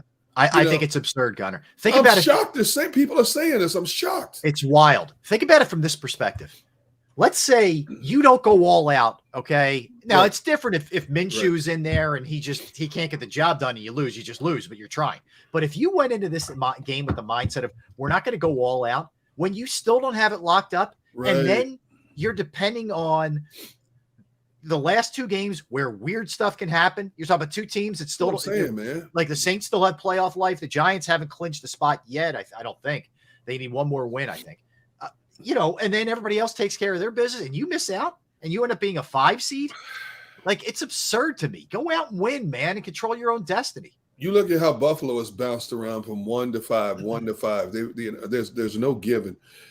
I don't want that Giants game to mean anything for the Eagles. I don't think the Giants can stay on the same football field with the Eagles, but the Giants, they still remember what the Eagles did, embarrassed them just, recently. Okay. And then lost to a Washington team and not play, the starters. Yes. Yeah. Yes. So and then, Washington, so they tie Washington 2 weeks ago. They come back and they hold Washington to 12 points, although the refs helped them with that win. They hold Washington basically to 12 points in Washington's backyard. You can't take anything for granted. People sit here, we're going to win this, we're going to win that. Have you been watching the season across the board this year? How goofy it is. I don't want the Eagles starters to have to play that Giants game. Right. I don't. Yeah. Now, I understand if they just let Jalen sit this game, as big of a game as this is, and I know Eagles fans want this game badly. I get it. Who's to say they can't win it with Gardner Minshew? Right. Number one. Yep. Number two, even if they lose to Dallas, you have the Saints coming to your backyard. But still, you got to play that game. It's a meaningful game. But you got to end this now. You got to end this as soon as you can. You win this game this Saturday. You lock up the number 1 seed. You lock up the East. You got to win this game now. But with a sprained shoulder, I've seen too many quarterbacks start with a sprained shoulder, take another hit on their shoulder, and it develops into something worse. I don't want to see that happen to him. So I think from what I'm being told, more than likely will sit out this game as a precautionary measure, which is good. Huh? I don't understand it, bro.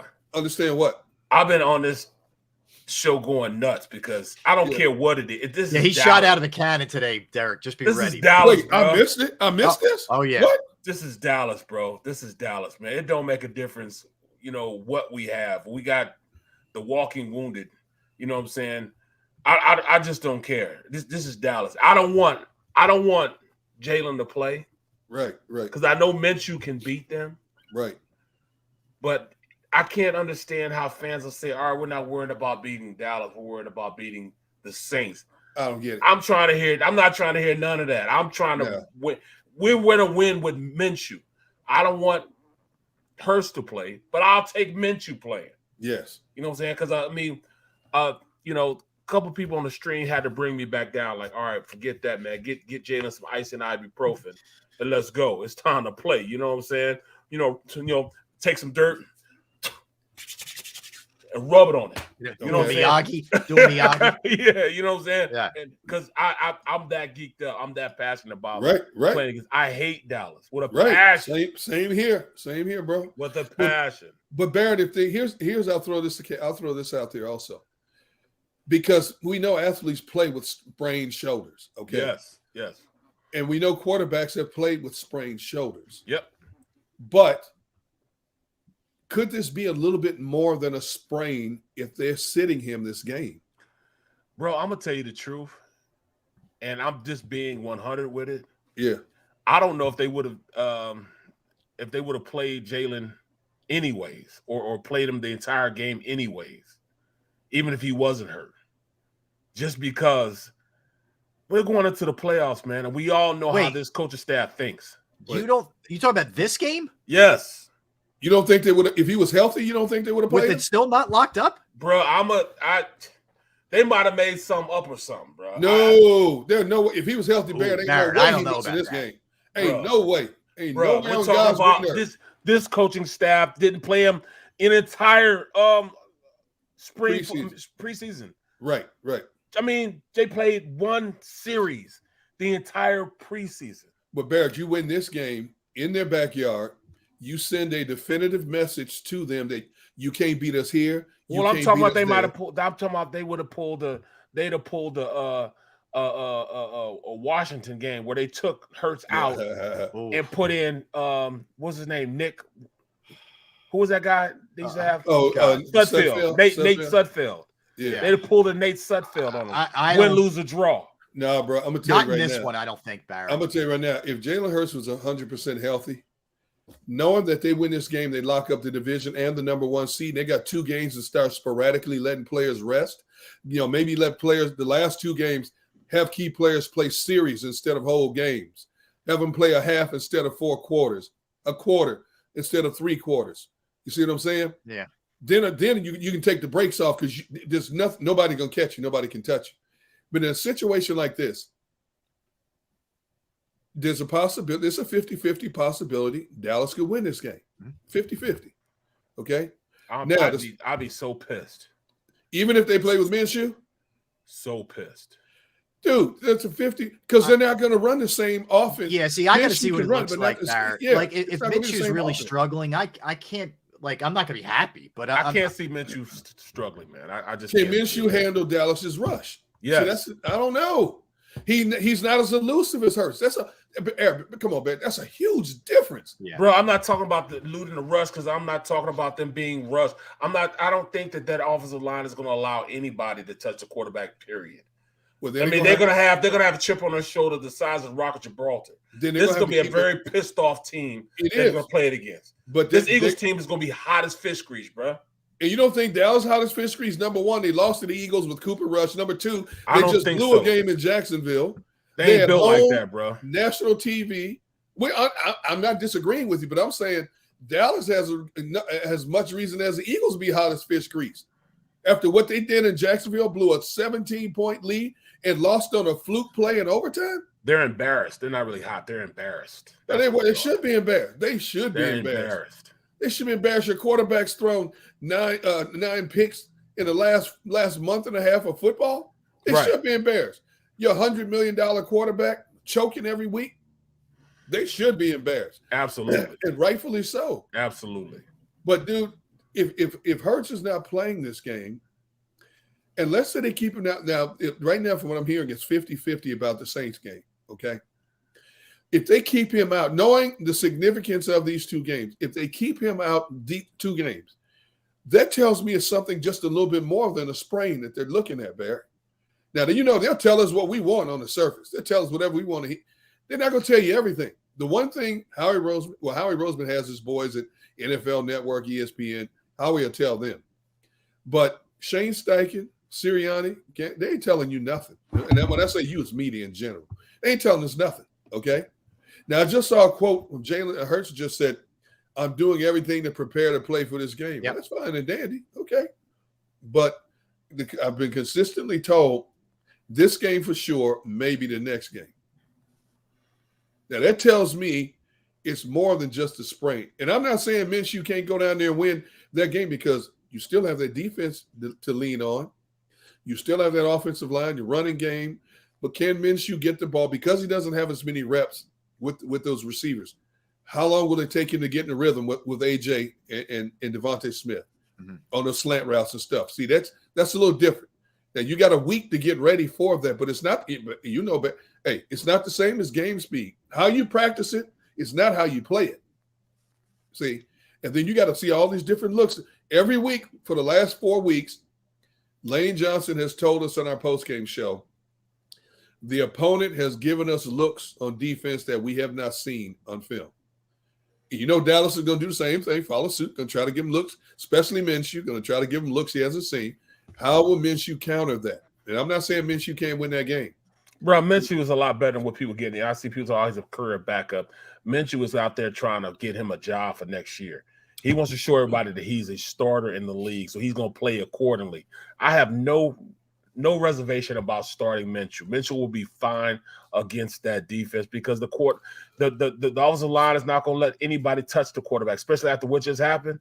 Bro, those guys are pissed off, man. They're pissed off, and they're going to be ready to play, bro. People also forget Minshew had a winning record when he came from Jacksonville. Even as a back, you look at his winning record and his touchdown-to-interception ratio. Not bad for a backup. Yeah, look, he has good career numbers. There's no doubt. Yeah. TK, exactly. Points this out. I don't doubt he's going to be ready. They'll have him prepped. I don't doubt that. But you're still going to be without a guy who was the MVP in my estimation if he doesn't play. Well, you're not going to get that caliber guy. You're not going to get that caliber guy. Right. But you could get a damn well pissed off, ready to ball to show everybody that I am a starting quarterback behind center on Saturday. Gunnar, let me get your take on this because Barrett and I kicked this around earlier. Okay. Look, You've talked about it too. I'm not just saying this now because he got hurt, but I thought they were running him too much in general. Okay. He had 153 rushes this year. And especially in that game, 17 rushes, you could have just traditionally handed it off to the running back. So there's not even a question if it's an RPO that he keeps it. Do you put any blame on Steichen and Sirianni here that this happened? Or is this just, them's are the breaks sometimes when you have a quarterback who runs it as much as he does? Blame. Yeah. No, I mean, for running him too much. I mean, you know what? We've been harping up, Barrett and I and you, and we've disagreed on this all season long. It is what it is. Running is a part of his athleticism. My consistent stance has been look at the history of the running quarterbacks in this league, from Lamar Jackson to RG3, so on and so forth. Eventually, it catches up to you. Now, he's different built. He's built more like a running back than he is a quarterback. But when he took that shot to the face on that one run where he tried to sit down and linebacker caught him in the chest, and Mailata said, and what did Mailata come out and say? Hey, man, you already stay down. So he goes, man, help me to F up. That tells me he was woozy then, but he got up and finished the game. He was a baller. Now, and threw a slant. And threw a slant. Play. Yep. Okay, go back to the Green Bay game. He runs toward the sideline, sits down. Defensive lineman came over the top of him. Boom. Pushed him forward like this. I'm thinking back, neck injury. Eventually, these little things catch up. It only takes one fluke. Yeah. Okay. I think he runs too much. Now, there are games he has to run out of necessity. I think there are too many call run plays for him. That's what I mean. That's what I'm driving at here. That's what yes. Now, you can't help. He's going to be him. That's part of his makeup, who he is. But I do think they call too many run plays for him. Yeah. I don't want to see him on the shelf at the wrong time. Everybody talked about, Lamar Jackson, the rubber band man, do this, do that. How many games did he miss last year? Yeah. How many games is he sitting out right now? Right. 3, going on his third. Okay, so these little things catch up. There's no such thing as an invincible football player. Mm-hmm. There's no such thing. Every football player who steps on the field and play will get injured. It's the nature of the beast. And the last player you want, hey, look, even Josh Allen has gotten nicked up as much as he runs. He's got nicked up. Mm-hmm. Patrick Mahomes has gotten nicked up running. And he doesn't even run that much. Mm-hmm. Somebody's going to catch you, whether it's because they feel defensive players' mindset is twofold. Number one, I got a clean shot on him. I'm taking it. Or number two, I'm tired of him embarrassing us. I don't care if I get the 15-yard penalty. Right. There's defensive players out there, man, that, hey, they need psychological evaluation. Well, look at Seth. Seth used to say, all right, you know what? Seth was like, all right, I want to know who your backup quarterback. I want to see your backup quarterback play. Yes. That was his favorite thing. Hey, let me see what your backup quarterback can do out here. And you don't think there's a lot of defensive players in the league like that now? Oh my goodness, yes. Oh my goodness. Any chance they get, they're gonna take that shot. Yeah. Okay, so we start to see, we've seen several times over the past month or so when we've seen excerpts from, Jalen got up a little slower on this play. Jalen got up a little slower on this play. The body can only take so much, man. I don't care who you are. Well, if for a quarterback to run that much, to me that's a little too much. Well, I'm just saying this, man. It's even with you can say that with Miles Sanders. You got to watch his carries. There you go. The human body's not meant to play football, bro. The human body's barely meant to walk upright, let alone run and hit 20 miles an hour to hit somebody. And let me give you something interesting that is happening today for Gardner. He's attending Mike Leach's funeral. Mike Leach was his coach at Washington State. Yep. And was the guy who encouraged him to basically keep playing football. Yep. So he's going there. You just wonder, I always think about these kind of motivating factors, just what his mindset is, how he goes out there coming off of something like that. Got to win one for the Gipper. Yeah. Well, that's one less day of practice he has with the ones. True. Well, he's going to be there for late this afternoon. I don't know. Oh, you will? All this off. Yeah, but they're done practicing by like 2:30, 3 o'clock. I'm sure he'll just maybe be in the building going over stuff. I don't know. Right. He's been with the team for the last 2 years now. Like he knows he's taking those reps and everything. Yeah. He's taking reps with those guys. He'll be fine with that. That's as far as thing for me. The big thing is just like you said, Rob, is I'm going to win one for my coach. Mike Leach was my guy. He kept me in this game.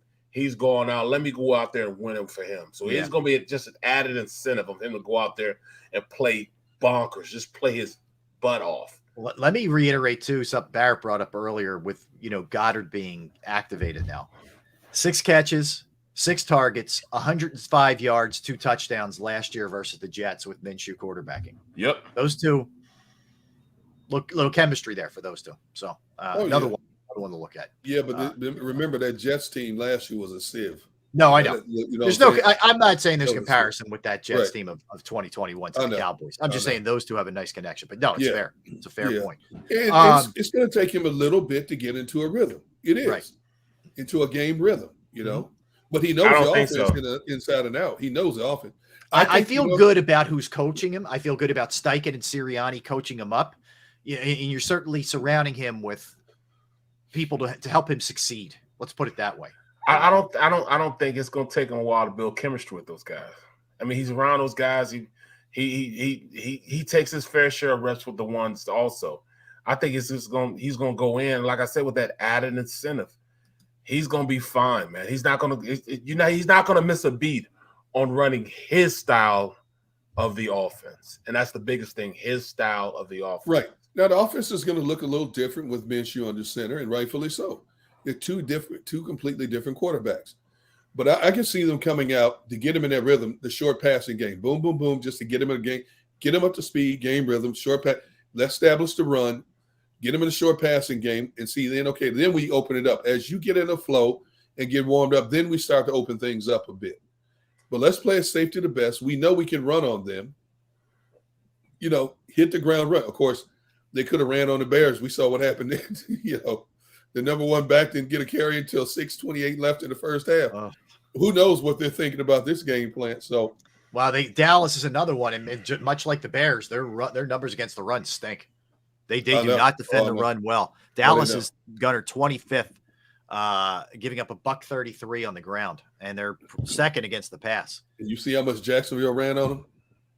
Yeah, ETN went over 100 yards. Yeah, but they also, they got killed in the air too. Yeah, they did. Jacksonville really took it to them, and obviously the Eagles are going to look at a lot of that film too. And there might be. I doubt there'll be a conversation with Doug. I don't think Doug's looking to help the Eagles that much, but I'm sure there'll be a lot of film study. Let's put it to you that way. Yeah, they got a rookie starting in a nickel. Yeah, because Brown went down, right? Yeah. So they got to start. They got a second team guy at the nickel. I could see, they're putting Quez and Smitty in there and lighten them up.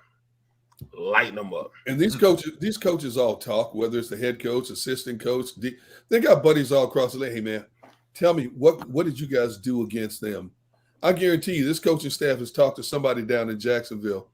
What did you guys do? What works against them? Why wouldn't you? Yeah. It's smart to do it. No, I bet Doug called up here and hey, how did you guys beat Dallas when you guys beat them? He called up here and said, I was going to say, well, I don't know if Doug called up here, Barrett. I don't know about that. Question is, who is he calling? He probably wasn't calling Howie. He ain't calling Howie. I'm talking about coaches. He probably called Stoutland, maybe. Yeah, he might call Stout. Yeah. That's where he got. And Stout why wouldn't you call Stout? Stout might be making a call to the WP. Scratch each other's backs. I'm not dialing Howie's number. Let's see, who can I call here? The only one I really know up there is Stout. Let me give Stout a holler. All right, let me sneak this in. We'll get a break and we'll do our NFL stuff. Sixers win last night in overtime. What game they probably shouldn't have been that close, but anyway, they win. They're 5-0 on the homestand. They're 17-12 overall. They're certainly playing better basketball, and they're still doing this without Tyrese Maxey. And B 28-11. Tobias Harris really was clutch for them with some massive shots down the stretch and in overtime. He's got that quick release now that he's worked on. Hit a couple corner threes that were big. He ends up with 21, 7 of 9 from the floor, and they win. So they're taking care of their business against kind of the lesser teams right now. The Flyers lose another guy for the year. Jeez. Cam Atkinson had neck surgery. Is going to have neck surgery. He's done for the year.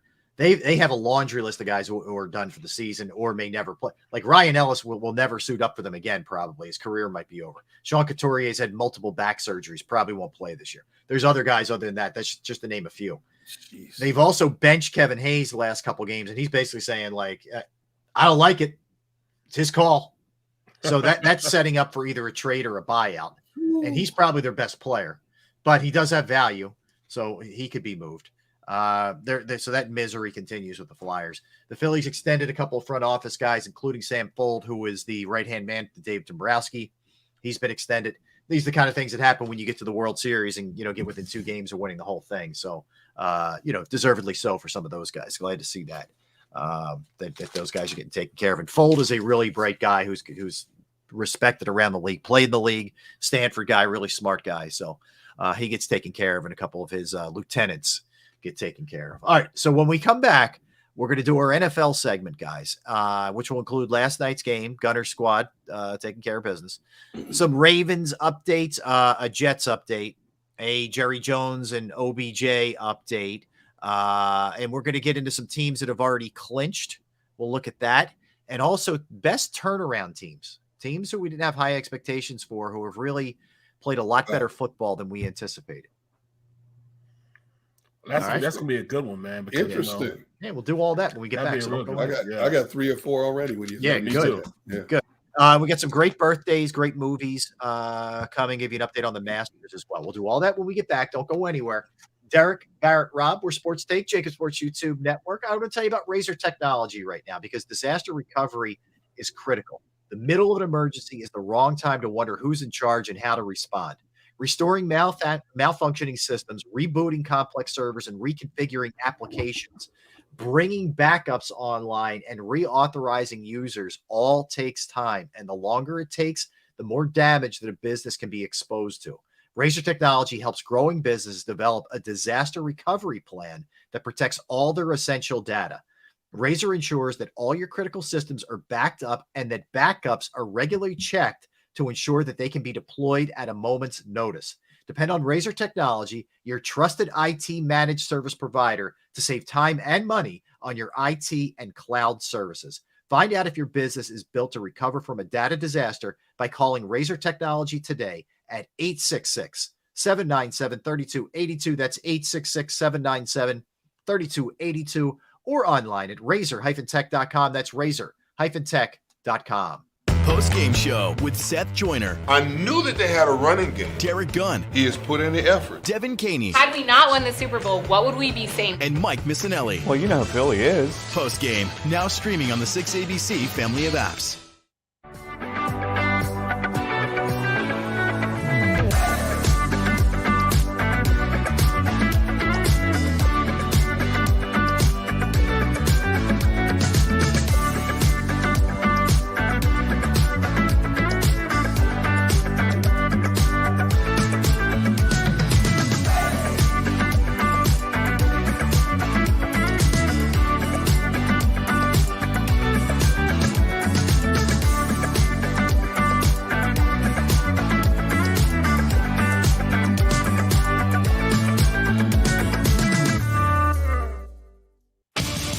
The greatest fans on earth. It's a bold statement, but would you expect anything less from Philadelphia?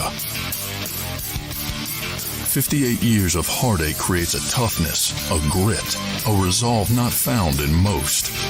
Sure, our prayers were answered, but now that we've had a taste, we're looking for more. Pondley Hockey, official partner of the Philadelphia Eagles. Number 1, Jeff D'Ambrosio. Destination Downingtown is rolling back prices for a December to remember. For a limited time, you can own, not lease, brand new 2023 Jeep Wranglers for only $30,995 or $339 per month. New Rams starting at only $30,995 or new Ram 1500 Bighorn Crew Cabs $189 per month. Zero down can deliver. Get the price you want, the selection you need, and the VIP treatment you deserve. Jeff D'Ambrosio, Destination Downingtown, Big Finish Sales Event. Did you know taxes could be your biggest expense during retirement? Are most of your assets in tax-deferred accounts like IRAs and 401ks? Taxes are historically low today, but we're facing significant headwinds in the future. Do you have a plan? The Thrive Financial team has more than 100 years of experience helping people across the Delaware Valley with forward-looking tax planning. Learn how to shift your money from forever tax to no or low tax accounts. Get your Thrive Retirement Tax Playbook today. Go for the beers. Go for the cheers. Go for the hit and the hits. Go for the scene. Go for the screens. Go for the gallery. Go for the win. Go to Ocean.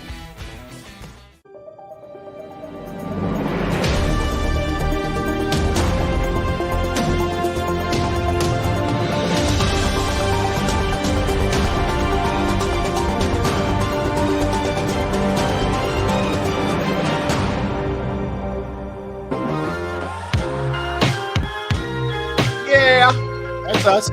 We're Sports Take, JAKIB Sports YouTube Network. Hanging out with you, Derek Gunn, Barrett Brooks, Rob Ellis. All right, so let's go to last night, fellas. The Packers beat the Rams, eliminating them from playoff contention. Shocking. 24-12 last night. After the game, Sean McVay said that this year has been a humbling experience for him and the team. Green Bay, meanwhile, wins the game. And I have not been mathematically eliminated, I don't think. I think they still have life. They do, but they're done. They're done. Yeah. Too many obstacles overcome. Mm-hmm. But we saw the emergence of Romeo Doubs finally playing like a lot of people thought he could play, especially in those deep crossing routes that he was hitting. You see how much cushion those DBs were giving him? Yeah. You know, we talk about how fast Christian Watson is. Mm-hmm. This kid, Romeo Doubs, can flat out fly. It's a shame that it took 14 games, 13 games for Aaron Rodgers to finally get on a similar page. But, you know, Doubs has been injured so much this season. Yeah. You know, Watson didn't really come on until like 4 games ago when he had like 7 touchdowns in 4 games. You know, and then he missed one yesterday. You saw when Rodgers rubbed his arm, you know, which is a play. He went to Devontae Adams a lot, and Christian Watson just went straight ahead, didn't even see him. Yeah. And Rodgers like, what are you doing? And then what did he say after the game? Yeah, I told the kid, you want to catch touchdown passes, pay attention, you know? It's funny, man, because I had both of those kids in games last year. Christian Watson in the game before the championship game when he was in college. And then I had Romeo Doubs against Kansas State when he was at Nevada. Yeah. So, you know, and you can see they were special. And when I was watching film on them and, you know, watching what they were doing against, you know, of course, inferior competition. You know, they were a lot faster than everybody and played at a higher level than everybody. So you knew that they were going to be good, but I didn't know they were going to be that good. Both of those guys are showing up. Yeah. And it's a little late, but, you know, better late than never. So yeah, it is. It's a humbling year for, you know, Matt LaFleur, who hit the ground running when he came here and won, you know, 3 straight seasons of 13-win seasons. Number 1 seed twice, didn't get to the Super Bowl the last 2 years when they were the number 1 seed. Now they'd have to take a significant step back. Bakhtiari, I'm sorry, you know, he was a Pro Bowler, one of the best tackles in his day.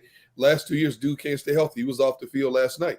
Yep. I'm sorry, but we got to go in a different direction now. Have to. Paying him a lot of money, though. You pay him a lot of money, you know, and we got to go in a different direction. Yep. The running back tandem of Dillon and Aaron Jones, one of the best in the league. They got to fix that defense. That coordinator, Joe Barry's got to go. I argue this with my cousin every week.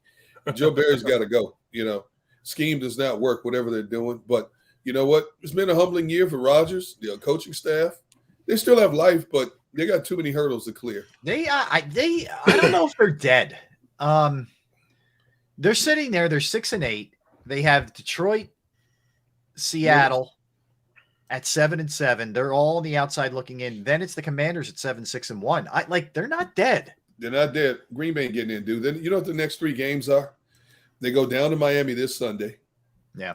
They play Minnesota at home and Detroit at home. They're not winning all 3 of those games. Yeah, I hear you. I hear you.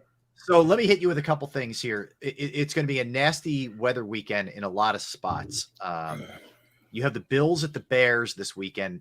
The real feel with the wind chill is going to be -11. You have the Seahawks at the Chiefs, real feel -6. You have the Saints at the Browns, real feel -9. Texans at the Titans, 5 degrees. Falcons at the Ravens, 7 degrees, and the Raiders at the Steelers, -4 degrees. That's from Field Yates of ESPN. Whoa. That's some cold football this weekend. Yes, man. sir. Thanks. Well, after what Miami did in Buffalo, I'm not about to say anything about a warm weather team going to a cold weather environment. Yeah. because Miami went in there and put up 29 points on Buffalo's defense and could have won the game. Mm-hmm. You know, so that myth about warm weather teams going to the frigid, no, and no. And for teams that have too much at stake, you know what? They mentally overcome that. They find a way to compete. Yeah. They'll find a way. So. All right, let me give you a couple others. So the Eagles scenarios here, right? Eagles clinch the East with a win or a tie against the Cowboys. Eagles clinch home field advantage throughout with a win or a tie plus a Vikings loss or tie. Okay. According to Tom Pelissaro of the NFL Network. Giants clinch a playoff berth with a win plus a Washington loss plus a Detroit loss, or a win, a Washington loss, a Seattle loss. Jeez. Or a win, a Detroit loss, and a Seattle loss. Got all that? I'm quizzing you guys later. I hope you wrote all that down. No. So let's see. Washington is at the 49ers. They're not winning that game. So gonna be tough. Okay. And what was the other one? A Giants loss? Yeah. The Giants are at the Vikings. They ain't winning that game. Okay. And what was the other one? The other scenario for the Giants, there's a lot of them. Was it Seattle? Yeah, the Seattle loss and was it Washington loss? I won't even I can't even begin. If I gave you guys the Baltimore clinching, we'd be here for 3 hours. It would take the entirety of the show. But Baltimore can clinch a playoff berth at least. Buffalo can clinch the AFC East. This is simple. Buffalo wins or ties, or Miami loses or ties. They're in. Cincinnati, they're at New England. Cincinnati gets in if they win or tie. Jets loss or tie. Let's see. Miami's not losing at home to Green Bay. Seattle's not winning at Kansas City. Especially coming off a game they barely won in Houston. Wow. Mm-hmm. Yeah, there's a lot going on. Too much going on, man. But this is what the league wanted. They wanted this much parity in the league. You know, whether the matchups and quality of football was going to go up or down. They wanted parity. They wanted to have every opportunity to have people be able to get in, and it's working for them. It's working for them. So, I mean, I enjoy this, man. I love this. I love the battles that they have right now. Yeah, no question about it. All right, so let's hit a couple other things here. See the story about the Ravens? So they got back to their practice facility after the Cleveland game on Saturday. Someone had, kind of penetrated the grounds there at their practice facility, and they put up pamphlets, essentially all over the place saying, "Fire Greg Roman, the offensive coordinator." Yeah. They're having a terrible offensive year, but that's been the call. There's a lot of heat in Baltimore for Harbaugh to make some changes with his assistants. And the first one that they want out is Greg Roman, the offensive coordinator. So that's out there. Wait a minute. First of all, where's security? And why don't they have security cameras to figure it? Every practice facility has multitudes of security cameras. Right. Okay. So they haven't been able to figure out and get a shot of who did this. That's what Harbaugh said. Like, you know what? I'm more worried about how someone, basically penetrated the grounds. Exactly, dude. Yeah. What if they got in the building? Yeah. Did you see what happened to what's his name? Dion? He goes out to play the game. Oh yeah. They came in, they broke into the locker room, stole all his jewelry and everything. Oh my God. Stole his phone, his wallet, and his was the only. They didn't even touch player stuff. His was the only stuff they took. His phone, his wallet, his jewelry. That's the only person they hit. Inside job to me. Absolutely. Yep. Absolutely. Let me give you one little piece with the Greg Roman thing. So here's where it got a little sketchy. Ravens outside linebacker Tyus Bowser posted a video of, pieces of the note paper that was all over the facility on Instagram with the caption, "Well, all right then." No, he didn't. And he deleted it. Yeah. Oh. Yep. Oh. That's probably not great. Wait a minute. Right. That's not great. I guess he thinks he's untouchable. I guess he does. Let's see. I guarantee you he's been in the office talking to somebody. Oh, Harbaugh said there was a discussion had. Of course there was. Yeah. It has to be. Come on, you're in the midst of trying to secure a playoff spot. And let's see, what's his name? Tyler Bowser? Tyus Bowser. He was a second-round pick in 2017. He's got 10 tackles, 2 sacks, a forced fumble this year. Okay, so he's their starting. He's only played 6 games. I guess he was banged up. He's a starting strong side linebacker. Okay, so he does have a little clout because he's a starter. Still, man, that's you don't do that, dude. Not the way you want to go. That is dissension at its finest, right there. Robert Saleh announced that Mike White will not be healthy enough to play this week with that rib injury. He had previously backed Zach Wilson, despite how last week went, saying he's still our guy. So he will start. Is Zach Wilson starting again? Zach Wilson is starting again. And they're at home against the Jets this week. I mean, the Jaguars this week. Yeah. So what they have left is home against the Jags. That's Thursday night. Yep. That's Thursday. Then you're at Seattle, at Miami. They have a really tough last 3 games. It's not Seattle, easy. at Miami. Yeah, they're done. They're done. Yeah, they're done. Yeah, Zach Wilson, your quarterback, especially the way the Jaguars are playing right now. Yeah, they got problems. Yeah. You know? Yeah. I'm not so sure I wouldn't go to Flacco at this point instead of going to I understand why you got to play. You got to play him because you got to justify the first-round pick. You got to find out if he's serviceable in the future. I get that. But, hey, look, who gives you your best option? Right. It's obviously not Zach Wilson. Yeah. I mean, Miami's 8-6. Actually, the Chargers are 8-6 too. But so your 6th seed is the Chargers at 8-6. Your 7th seed is Miami at 8-6. And then you have New England and the Jets are both 7-7. I mean, they're right there. If you could win a couple of these, you could conceivably get in. Yeah. Yeah. The shame of it with the Jets is they really nailed this year's draft. Like they did. They did. Yes, they did. And I think they're headed in the right direction, but if you don't have a quarterback, it doesn't matter. No. And that's the tough part. Now Jerry Jones is backtracking about Odell Beckham signing with the Cowboys. Of course. He says the odds are fading. What are you doing, dude? I mean, all he did was pump up, essentially allude to the fact that the Cowboys are going to sign him. Then they leaked that his physicals weren't good.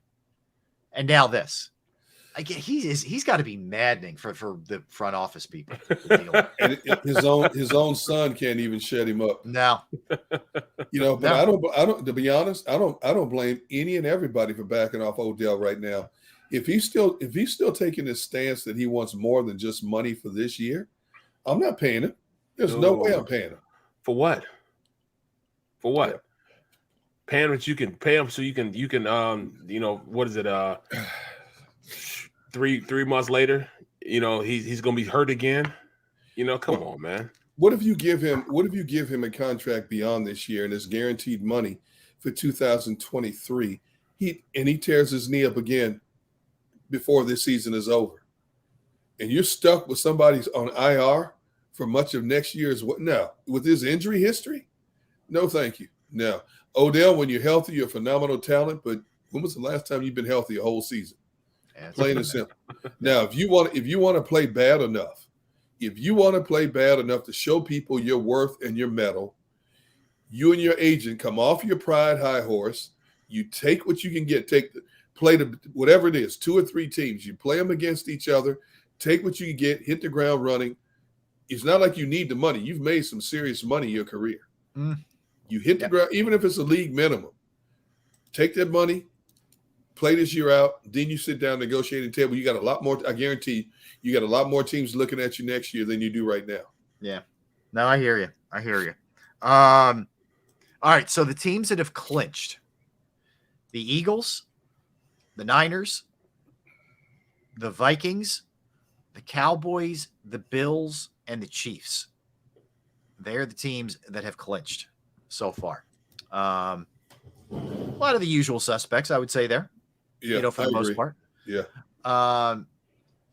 But that said, let's look at a little bit of some of these teams that have had amazing turnarounds this year. Best turnarounds. As much as I think we all look at the Vikings and say, I don't know if you can pull this off long term. To be 11-3 considering they were a team that's out of the playoffs last year with a first-year head coach, is pretty impressive. Yeah, Kevin O'Connell deserves a lot of props. He's done a nice job with them. No question about that. I agree. There's no question. And you look at the manner in which they won the bulk of their wins, all come from behind fashion. You know, I got to give them credit for that. You know what? They didn't give up. They're a team that will not give up no matter what the odds look like against you. They will not give up. And their record has shown that. Yep. And you're right. For a first-year head coach to come in and do that after basically this team quit on Zimmer last year, I got to give them props. Mm-hmm. Yeah, looks like they have the right guy in charge, you know, and we'll see if their defense can hold up going forward. I would say if you're looking at best turnarounds, to have the Giants 8-5-1 and 1 win away from the playoffs with the lack of talent that they have, Daboll's done an awesome job. And the front office, Joe Shine has done. He came over from Buffalo, has done a really good job in the front office. No question about it. I think the Giants and the Lions, to me, are the two biggest shockers as we sit here today. Basically, Daboll took over a team. He didn't bring in any of his own players except some draft picks. Yeah. You know, I mean, I expect this team to look a lot different next year, but he had to hit the ground running basically with a bunch of holdovers. And you think about it, their offensive line has been nicked up. A lot of their key defensive players have been nicked up. And somehow, some way, they find themselves at 8-5-1. And you got to give a lot of credit to Wink Martindale and Brian Daboll for what they've been able to do. They got these dudes to believe in themselves, believe in the system, and everything else will take care of itself. And they've won some games they should not have won. Yeah. And so I got to give them credit for that.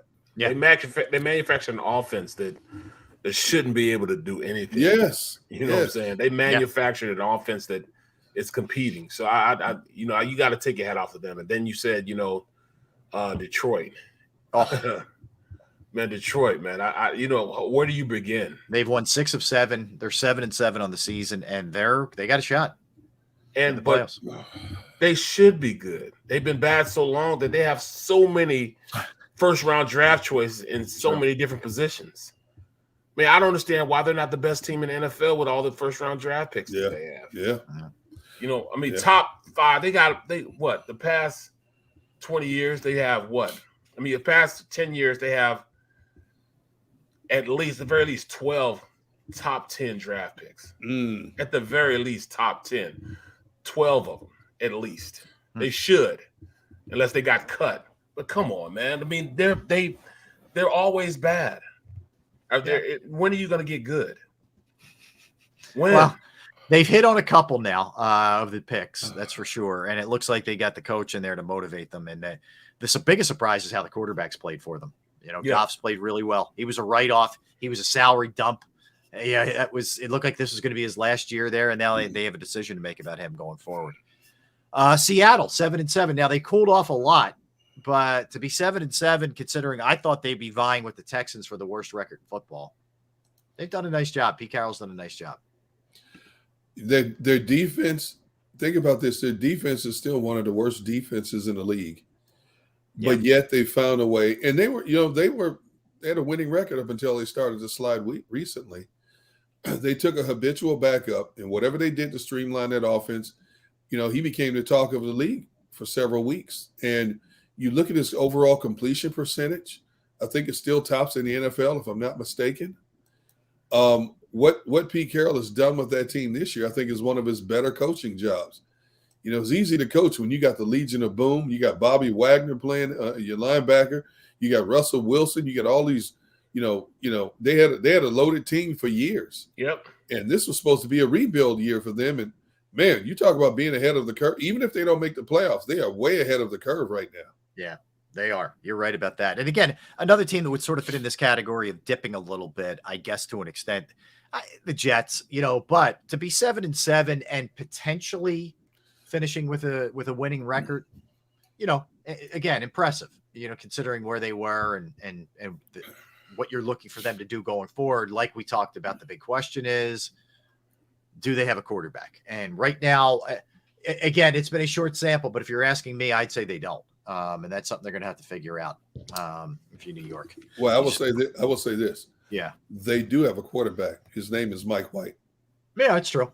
You know? And unfortunately, he's hurt, because I do think they'd have a better shot of getting to the playoffs if Mike White is under center. That is true. That is true. Bro, you can't do that though. What? You can't start Mike White next year. Why not? Because Wilson's there. You think they're going to pull a Carson Wentz? Barrett, look back at over the last 10, 15 years. I mean, Arizona gave up on Josh Rosen after 1 year. He was a first-round pick. How quick did Dwayne Haskins get jettisoned out of Washington? Okay, you know what? Sometimes you got to eat crow. You got to humble yourself and eat crow.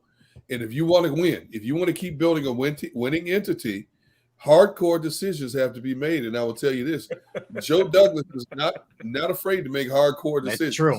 That much is true. Oh my goodness, there's a Carson Wentz situation going on there, man. Mike, I mean, I knew from the beginning that Wilson wasn't going to be good, but I didn't think we were going to give up on him this early. I mean, this is 2 years for him. Yeah, this is only his second year. And has he improved any? No. What does Teddy Pendergrass say? Think I better let him go? Time to let him go.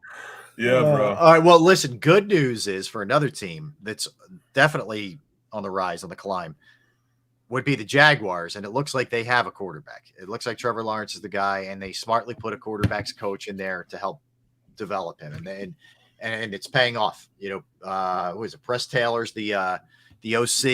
You get Doug in there. You have guys who have worked with younger quarterbacks before, and he's really come into his own. He's a completely different quarterback than we saw here in Philadelphia earlier in the year. Way different. Yeah. I said before we kicked off the season, Doug Peterson would turn Trevor Lawrence around.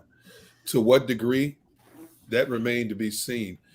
It took a little bit longer, but whatever Doug has done, Doug, you know, say what you want to say about Doug. All these people want to give, you know, Frank Reich all this credit for developing Carson Wentz.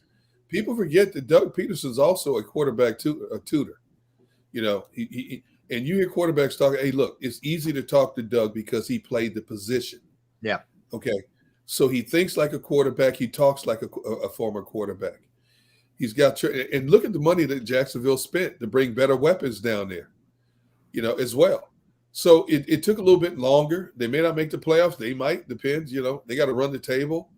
But Trevor Lawrence is finally living up to that number one status. Finally, you know, his game is completely different from when the Eagles saw them earlier this year. Oh God, yeah. You know, yeah. The offensive line is playing better. The running game is better.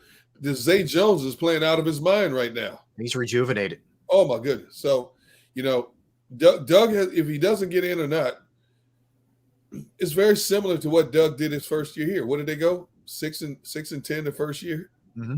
Next year he wins the Super Bowl. Now I'm not saying Jacksonville's going to, but Jacksonville's going to be heck to deal with in 2023. They got everything. They got a good defense. They got a running game. Yes. They got a quarterback now. They've and now they have a dude. They were in hell last year with that. Think about that. Was only about a year and a half ago, right? With her, he was kicking guys at this point last year. Damn. Remember he kicked that? He was kicking kickers. Yeah. Urban Meyer was a disgrace. That organization. That was an embarrassment. He should be ashamed. Like as great a college coach as he was, it tells you what kind of shenanigans are going on in college wherever he was too. Right. Craziness. But who's gonna question him? No, they're at the collegiate level because they were winning. You know? I couldn't have been that dude, bro. You'd have kicked me. He got his ass kicked. Yeah, he would have kicked you once, and then that would have been. He'd have been walking around there footless. Yes. Hey Barrett, how many times you get in fights in the practice field as an NFL player? Well, not the games. I got in one fight in the game, man. I said practice, not a game. Practice. Oh, practice. Oh, we always fight, man. Like I remember we had Bill Romanowski, and Bill was a prick, man. Yeah, he was not a good dude, man. The guys on the team, and he's always like on scout team. You know, in our rookie year, I was a starter, but I still had to play scout team, and do scout team 9-on-7. So we run 9-on-7. Now, let me explain to you how Romanowski was. Usually, when you playing games, you tape your pads, you tape them to your jersey, so you can, you can't be held. Well, Romo was the type of dude, he would pay a guy every day to tape his pads, $20 a day, even in practice, to tape his pads. So we're, that's the type of guy he was. And we'd be doing 9-on-7. And he would come up and we'd block him. And after we finished blocking him, he'd do some extra stuff. Like, after Fred McCrary was walking back to the huddle, he'd go over and hit him, knock him down. Like he's trying to finish a play. I'm like, yo, bro, the play's over. We're walking back to the huddle. Why you hit him like that? So I said, okay, then. Hey, y'all, this next play, we're going to whoop him. All right, when the play goes, don't nobody block nobody. You just go hit Romo. And I did that, and I'll be daggone if we did. It was 5 offensive line. Well, it was 3 of us that were rookies. So it was the 3 rookies, Fred McCrary, and Kevin Bowie. We came off the ball, boom, swam our guy, ran all the way to Romo and just decked him. Bow! Knocked him down, got to whooping him. Don't you ever touch him again, Ray Rose was so pissed. He made us go on the other field and run. But Romo, he never touched us again after that. You believe that? I hear you. The Christmas story. He finally broke and you just beat him up. Pretty funny. All right, let me give you this one. Interesting little factoid from Elliott Shore Parks from WIP. Since 2016, Eagles are 5-0 in the first game where they started a backup QB, 11-5 overall in games where they start a backup QB in general. So the first game and then overall games where they weren't tanking. They've had pretty good success, with backups generally. And when Minshew stepped in there in that one game last year, granted it was the Jets, but they won. So they've done a pretty good job in that role over the years. We've seen it with whether it was Foles or Jeff Garcia, AJ Feely, Coy Detmer, Garcia. Yeah, there's a lot of memorable backups who have come in. And the Garcia thing happened right before Christmas. Remember Merry Christmas, Philadelphia. Yeah. Christmas Eve, Gardner against Minshew, Against Dallas. Come on. It's gonna happen. All right. So we'll get a timeout. We'll come back. We'll do a little open talk, including an update on the Masters. We'll continue to talk about, we'll take some of your questions in the chat room as well regarding the Eagles. Continue to talk about the Eagles. We got birthdays. We got movies. We got a lot of stuff in store for you. So don't move. We are Sports Take, JAKIB Sports YouTube Network. Barrett, Derek, Rob. We'll be right back. Post-game show with Seth Joyner. I knew that they had a running game. Derek Gunn. He has put in the effort. Devin Caney. Had we not won the Super Bowl, what would we be saying? And Mike Missinelli. Well, you know who Philly is. Post-game, now streaming on the 6ABC family of apps.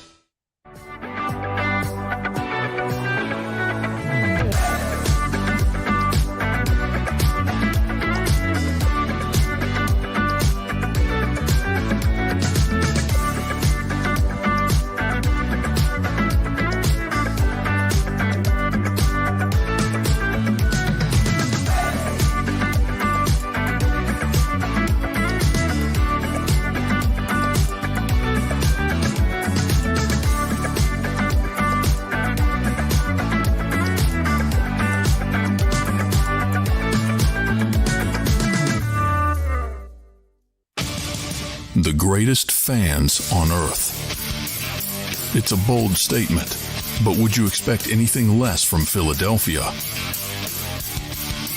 58 years of heartache creates a toughness, a grit, a resolve not found in most.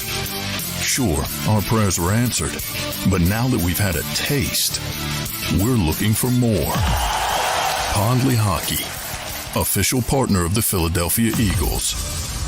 Number 1, Jeff D'Ambrosio. Destination Downingtown is rolling back prices for a December to remember. For a limited time, you can own, not lease, brand new 2023 Jeep Wranglers for only $30,995 or $339 per month. New Ram starting at only $30,995 or new Ram 1500 Bighorn Crew Cabs $189 per month. Zero down can deliver. Get the price you want, the selection you need, and the VIP treatment you deserve. Jeff D'Ambrosio, Destination Downingtown, Big Finish Sales Event.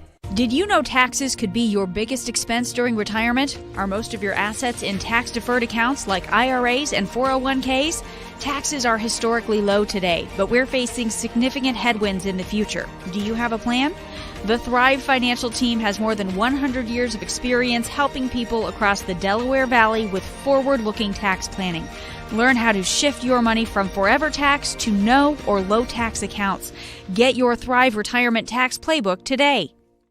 Go for the beers. Go for the cheers. Go for the hit and the hits. Go for the scene. Go for the screens.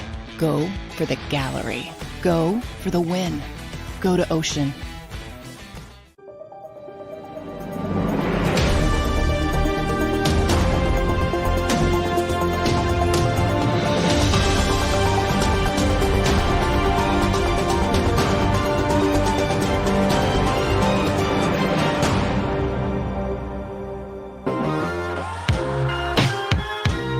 Hey, what's up? Thanks for hanging. Sports Take, JAKIB Sports YouTube Network. Hey, you know Rob what, Ellis, Rob? Derek Gunn, Barrett Brooks. Hi. You know, Xander is the consummate Eagles fan. And I think we need to get his perspective on this upcoming match. You know, he's hiding in the weeds. He's really quiet, doesn't say a whole lot, but he's very passionate about his Philadelphia Eagles. Let's see what he says now. D-Gun, I got too much going on, man. Okay, fine. Xander's like Houdini, man. He's working this, working that. So Xander, just say you don't want to come on camera. He's multitasking. Yeah. He is multitasking. He's got to do this show, get ready for Dan Cilio's show. Exactly. You know. Yeah. Dan is high maintenance, bro. He's what? Dan is high maintenance, bro. He needs that. Oh, Big Seals, is that true? Yeah, I know you're watching, Big Seals. I know you're watching. Are you high maintenance, Big Seals? He has to put out a whole lot of fires with Dan. Because Dan says whatever the heck he wants to say. That's what you're supposed to do. It's your platform. Hey, we say what we want to say, right? It's your world. I don't know. Say what you got to say, man. No, I will say this. I'm guarded in a lot of ways about I have to be. Yes.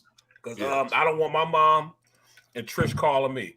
I'm not talking about that. I'm not talking. You're not a heathen. I know. Well, I know. I'm just talking about in terms of certain topics, certain opinions.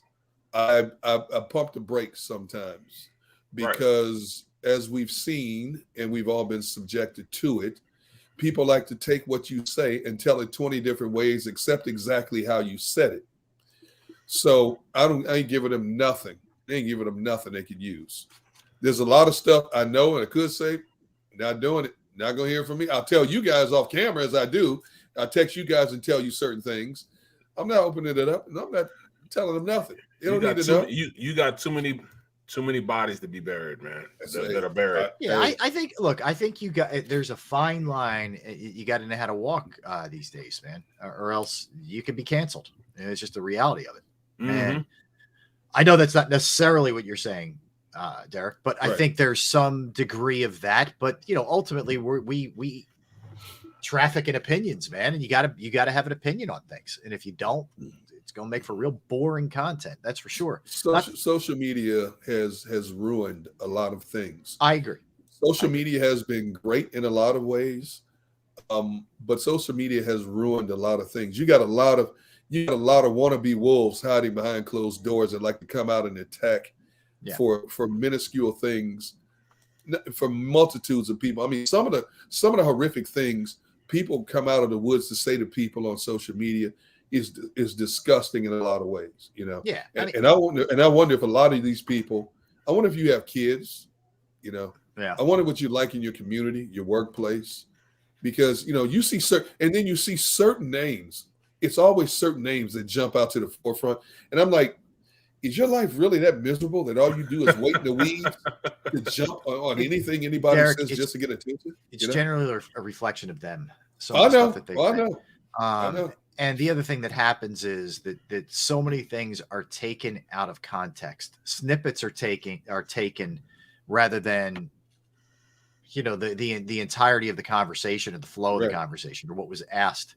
So that's the shame of it. And it does make you, it can make you gun shy sometimes because you just don't feel like battling with idiots all the time. It really gets to that point. And it's because all you do is give them what they want is attention. Well, I mean, they would never say that to your face. They would never most of it is just keyboard gangsters hiding behind. I like the keyboard. That keyboard gangsters. There you go. And they're not, the anonymity gives you beer muscles, right? And ultimately they're not coming after you. They're not saying. And the problem is if you argue, A, you're giving them a platform. Absolutely. And B, they want to continue to get something in there in the last word, and you get to a point where you're like, why am I going in circles here with this? But you know what, Rob?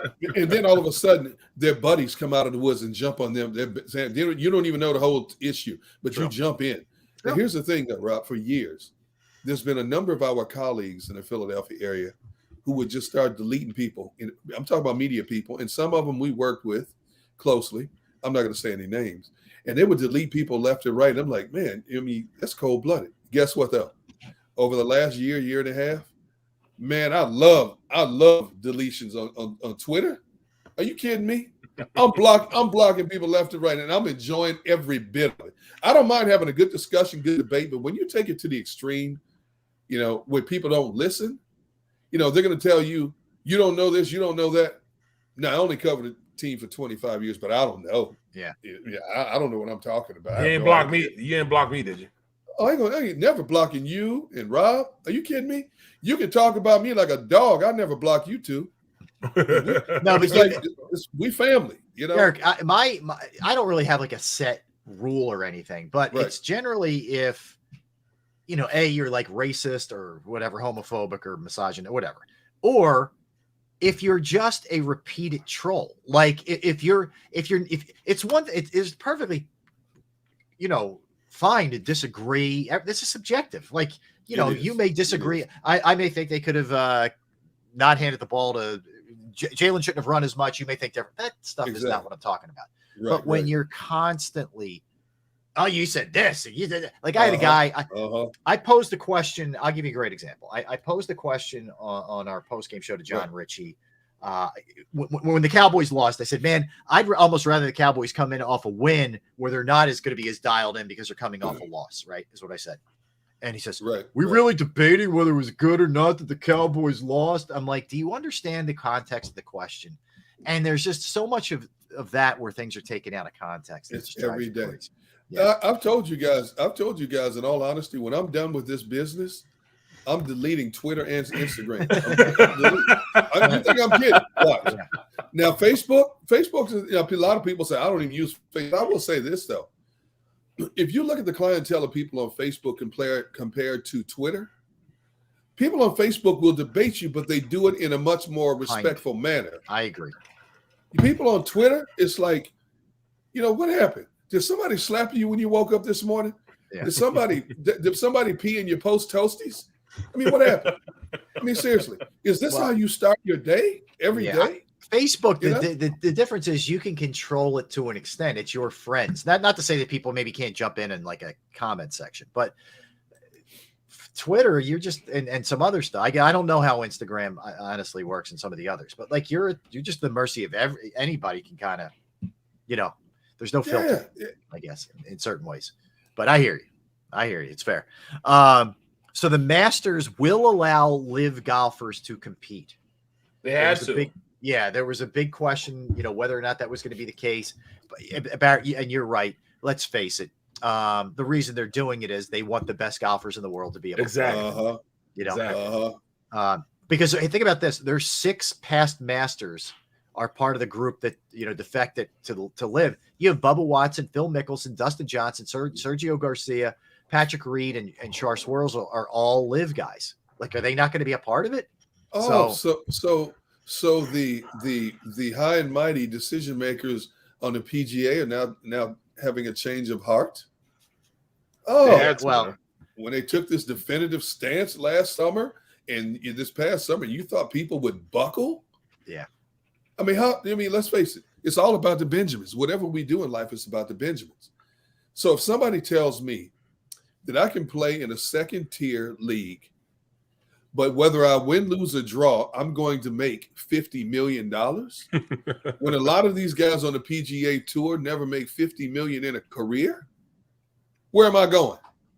Where am I? And I got to play fewer events. All I got to do is fly back and forth to a different country to play fewer events and make more money. Give me my money. Where am I going? Where am I going? Exactly. Well, and that's why it was never going to be a case where you were just cutting these guys out. It just wasn't going to work that way. There's going to be think about the storylines. You wonder if there's going to be bad blood between certain guys if they're paired up because, let's face it, like Rory McIlroy has been very outspoken against a lot of these guys. Like, how does that set up? And and you just naturally want to see the best of the best. And you're the guys, a lot of those guys we just named, especially, is the best of the best. They're the best of the best out there. So you want to see those guys competing. And let's face it, also, a number of the guys who went over to play in this live event, they have good friends who are still playing on the PGA Tour. If you bar them from majors, don't you think you would tick off the buddies and say, you know what, I'm going over there. You know what the heck with this? 100%. I'm going over there. 100%. How many prominent players can you lose before you start eating a little crow and taking a more humble approach, which is what the PGA just did. So. Yeah, I agree with you. I think it's a big piece of this thing, man. That's for sure. All right, let's hit some birthdays, and then we'll swing it back to the Eagles as they gear up for the Cowboys. And right now, I'd say it's probably more likely that it's Gardner Minshew, but it's not 100%. All right. So, as far as birthdays go here, we talked about him yesterday, actually. The Kylian, I don't know if I'm pronouncing that correctly, Mbappe of France is 24 years old. Yeah, he's only 24. He's only 24. He may sound like a $500 million contract. Yeah, my man is in good financial shape for a 24. He's got at least 2 more World Cups to play, and he's already won a World Cup. 100%, 100%. So he's so he had the hat trick the other day. So he's forward from France. Jonah Hill, the actor, is 39. I can't believe he's 39. I feel like he's always that teenager and super bad and all the other stuff. Right. Super bad. Oh, super bad's so good, man. So good. McLovin. The whole crew. What's your name? McLovin. Yeah. Hawaii. McLovin. Hawaii. And she's like, but she does give it to him. She does give him the, what he came in there to get. And the police give him a ride. Oh, my God. Seth Rogen is so funny as one of those cops, man. Oh, my God. So, yeah, he's 39. The singer JoJo, she is 32 years old today. She's another one who's been around for a long time. Started when she was a teenager. Dick Wolf, who did all the Law and Orders and the Chicago Fire and all that. Yes. He's 76. He's a Penn graduate, actually, Dick Wolf. Is he really? Yes, sir. Wow. Yeah, he is. Rich Gannon. Rich Gannon's going to be with us, by the way, guys, December 27th. Yeah, boy. Yeah. So I talked to Rich, communicated with Rich today, so he'll be joining us in a week. He's 57 today. Okay. Rich, unbelievable story. St. Joe's Prep, Delaware. Drafted by the Patriots. They wanted him to play defensive back. He refused. They traded him, I think, or cut him. He ends up bounced all around like Washington and Minnesota, Kansas City. Finally found himself with the Raiders and became an MVP. I think he was like 36 or 35. Yep. It's crazy. So anyway, Rich Gannon. Malcolm Jenkins. Malcolm's 35 today. Former Eagle. He was at the Sixers game last night. Was Malcolm he really? Jenkins was. Yep. So I think he still has a place in Northern Liberties. Malcolm does. Okay. Calvin Ridley, who was suspended this season, is 28 years old. He was traded to the Jags. De'Aaron Fox of the Kings, who's having a really good year, is 25 years old. John Hillerman, who's an actor. He was in Magnum P.I. He played Higgins. Was born on this day in 1932. Peter Criss from Kiss, who was born is 77 years old. I cannot believe that. Tells you how long Kiss has been around. He was one of the original co-founders and lead vocalists. He's 77. Yeah, man. And Kiss is still going strong. They're touring, still making money. That's unbelievable. It is crazy. It is. Bullet Bob Hayes was born on this day in 1942. Won the 100 and the 4x1, I believe, in the 64 Olympics. And then became a football player. Played with the Cowboys, among other teams. Yeah, fastest man in the world for a time period. How cool would that be? To be like something in the world, right? In the world, yeah. But that's what that's his. All right, that's all I got for birthdays. You guys have any? Yeah, Bugsy Malone, the rapper, is 32. Yep. You got Martavis Bryant. What a bust this kid was. Oh man, had a great chance. I mean. He's right now playing with the Vegas Vipers of the XFL. Yeah, never worked out with Steelers and a bunch of other places. Yeah, Oakland, the Steelers. He played 4 years in Pittsburgh, 1 in Oakland, played the CFL. That didn't work out. Now he's with the Vegas Vipers in the XFL, and he's only 31 years old. Jeez. Yeah. David Wright, who spent his entire 14-year career with the Mets. Lindell White, former USC NFL running back. Yep. Titans. Yeah. And that will complete my list. That was a backfield. They had Lendell White and Reggie Bush at USC. That's What a good backfield. what a backfield, dude. All right, there's some defense killer. too. That defense was tough. Yo, too. they That were. Troy and all those guys. Oh God, all those they were linebackers loaded. they had. Yep. Yeah, they were loaded. Really good movies here, guys. Godfather 2 came out this day, 1974. Wow. Yep. It's a Wonderful Life, which is a Christmas classic. I still watch that movie now. Yep. They still Every run it chance a they ton. get. Jimmy Stewart. Can you believe that movie came out in 1946? Incredible, man. It's incredible. Unbelievable. 76 years ago. Scream, the original, 1996 was really good. The original. Cult classic. Yep. Yeah, absolutely. The Greatest Showman with Hugh Jackman in 2017. Good I movie. told Barrett, you still haven't seen that movie yet? Yeah, I saw Have you it. seen? I saw it now. Yeah. I tell you what, that's a great family movie to watch, man. Number one, I never knew Hugh Jackman could sing. Yeah, I didn't know Zac Efron could sing. To be honest with you, yeah. I was what? bored. You didn't like it? No, I was bored. Are you serious? Yeah, I'm not. Rob, your thoughts? I liked it. Yeah, but I mean, different I'm not stories a are theater different. guy, man. I like it. I'm not a singing theater. I'm not a singing. You don't like theater guy, musicals? I don't like musicals. I ain't watched the West Side Story and all that. I ain't with that. You know what I'm saying? I'm not a big musical movie person, but only reason I watched it was because my wife and kids kept saying, "Dad, you got to watch it. You're gonna like this." I'm like, "It's a musical," and I sat down and I watched it. I enjoyed it thoroughly to the point where I've seen it 2 or 3 times after I initially watched it. I mean, the soundtrack itself is a great soundtrack. Matter of fact, I believe it was one of the most bought soundtracks for a musical, if I'm not mistaken. And I thought the storyline was great, from beginning to end. I'm sorry, Barrett, it's not one of those movies where cars blowing up, buildings blowing up, heads flying all over the place, people getting stabbed in the eyeball, the back, the neck, the butt. The eyeball. I'm sorry, Barrett. I just didn't like him. So I'm going to see Avatar tonight, though. There you go. Barrett, you gotta be more diversified in your movie selection. That's why I'm going to see the Little Blue People. I'm going to see Avatar. Did you see the first one? Yeah, loved it. I want to see. They were big blue people, though. I know. I've said there's 3 or 4 movies I said I got to go see. I have yet to go see them. Yeah, I haven't been able to go see a movie, man. Yeah. Well, I'm going today. All right. Well, Fitness Rebel is a Fred Astaire fan, so Barrett, open up your taste a little bit here. All right, thank you. Yes. All right, I got Thank you. Rocky Balboa on this day in 2006, which was the sort of final chapter of the Rockies before Creed, but that was All right, Rob. Since you are a native Philadelphian, I must ask you. Yeah. Rob's looking at me now like, what the heck is he going to ask? Right. I'm looking to him like, go ahead. All right. No, it's a very simple question. As a native Philadelphian, yes, which was your favorite Rocky movie? One was your favorite? Yeah, one is my favorite. Okay. I would rank them. I would go 1, 2. I really like 3. I would go 1, 2, 3, 4, 6, and Rocky Balboa. Rocky 5 is an abomination. That's the one with what's his name? Tommy Gunn. Tommy Gunn. Hold on, let me tell you a story about Tommy Gunn, man. Yeah. A real story about it. I was in college, and my tight end Al Jones, he was best friends with him. He's from Kansas City, and they're from Kansas City. Yeah. And he was fighting, and we were going to play Nebraska, so we're all in the hotel playing Nebraska the next day, and Tommy got his whooped. Yeah. I mean, beat up. And I can remember my boy over there crying about it. I'm like, what? What is going on? I still drive until this day about it, he got his Yeah, he was bad. That was a bad idea. The script sucked. Everything sucked.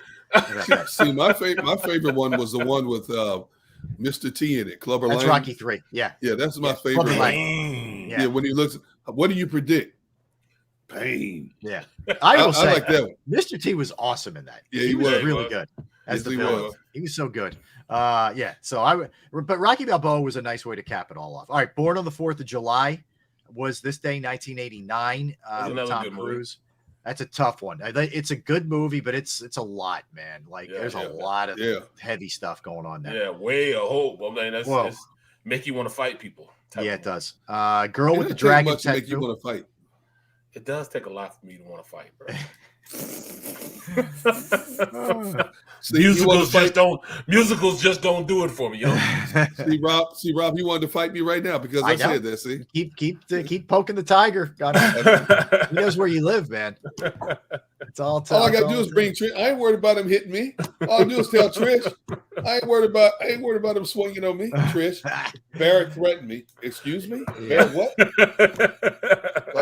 She know you be locked. She know I would never do that. Yeah, it's true.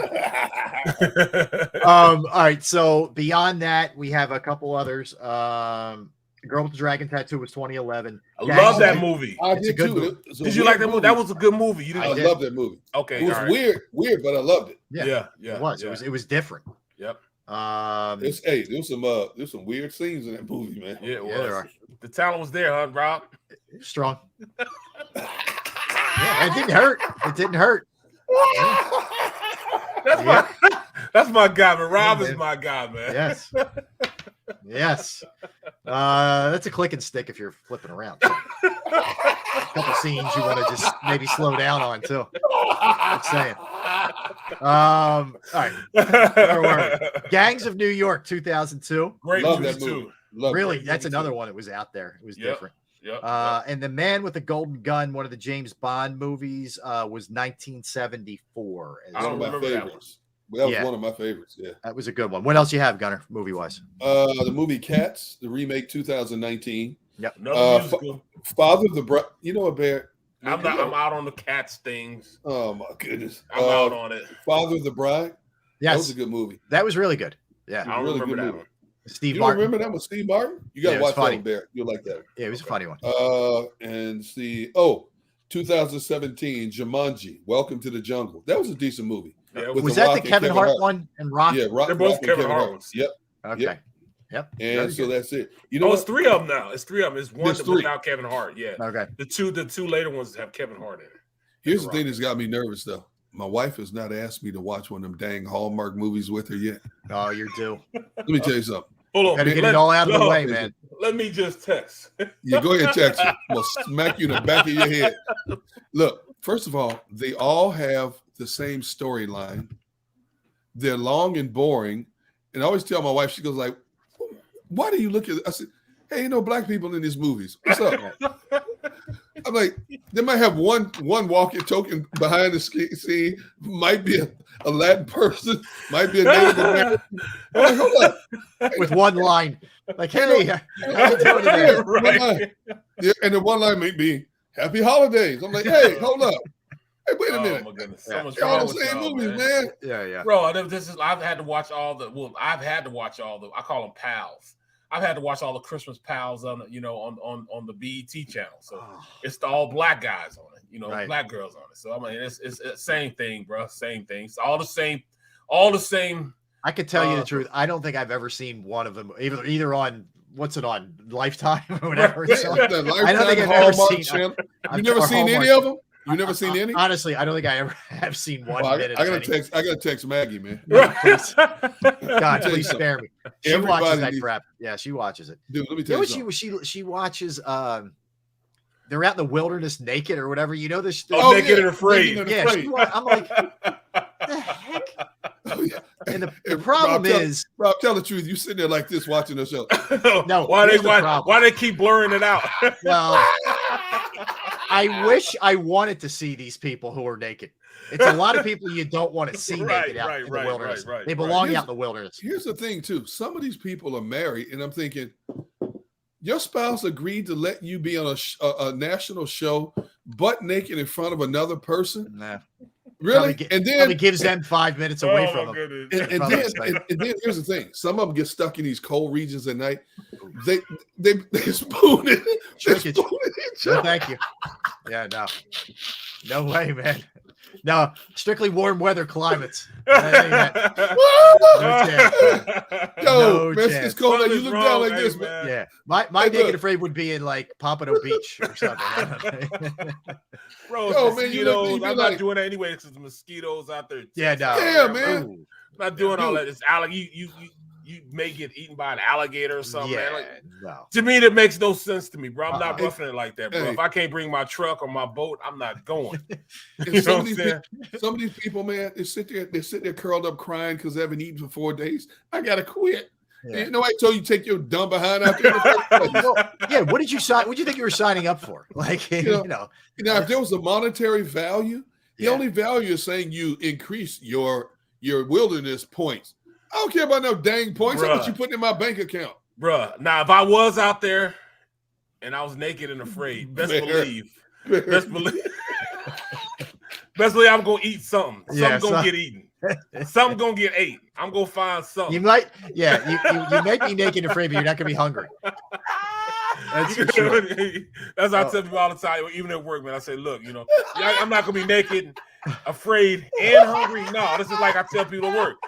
I'm not. Hey, you can either work me hard or you can work me long. Yes. You can't work me hard and long. You know, same thing with this show. Amen. If you want me naked, afraid, hungry, you gotta pick one. I'm not gonna be all three.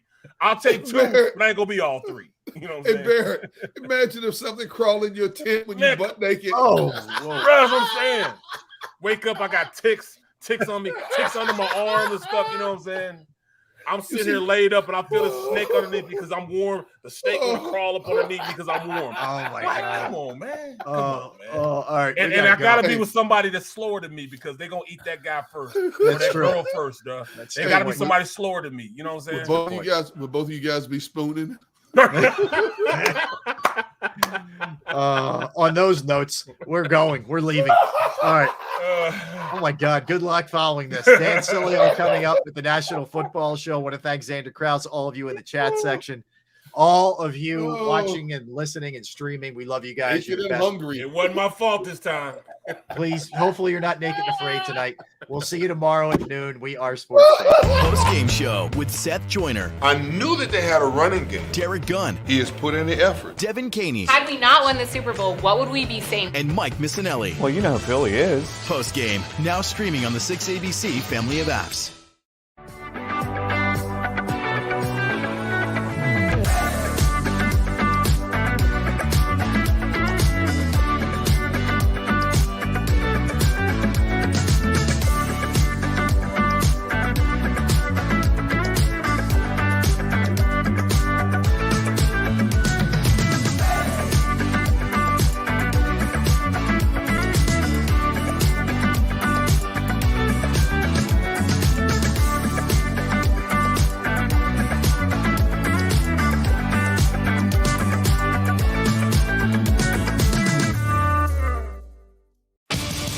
The greatest fans on earth. It's a bold statement, but would you expect anything less from Philadelphia? 58 years of heartache creates a toughness, a grit, a resolve not found in most. Sure, our prayers were answered, but now that we've had a taste, we're looking for more. Pondley Hockey, official partner of the Philadelphia Eagles. Number 1, Jeff D'Ambrosio. Destination Downingtown is rolling back prices for a December to remember. For a limited time, you can own, not lease, brand new 2023 Jeep Wranglers for only $30,995 or $339 per month. New Rams starting at only $30,995 or new Ram 1500 Bighorn Crew Cabs $189 per month. Zero down can deliver. Get the price you want, the selection you need, and the VIP treatment you deserve. Jeff D'Ambrosio, Destination Downingtown, Big Finish Sales Event. Did you know taxes could be your biggest expense during retirement? Are most of your assets in tax-deferred accounts like IRAs and 401ks? Taxes are historically low today, but we're facing significant headwinds in the future. Do you have a plan? The Thrive Financial team has more than 100 years of experience helping people across the Delaware Valley with forward-looking tax planning. Learn how to shift your money from forever tax to no or low tax accounts. Get your Thrive Retirement Tax Playbook today. Go for the beers. Go for the cheers. Go for the hit and the hits. Go for the scene. Go for the screens. Go for the gallery. Go for the win. Go to Ocean.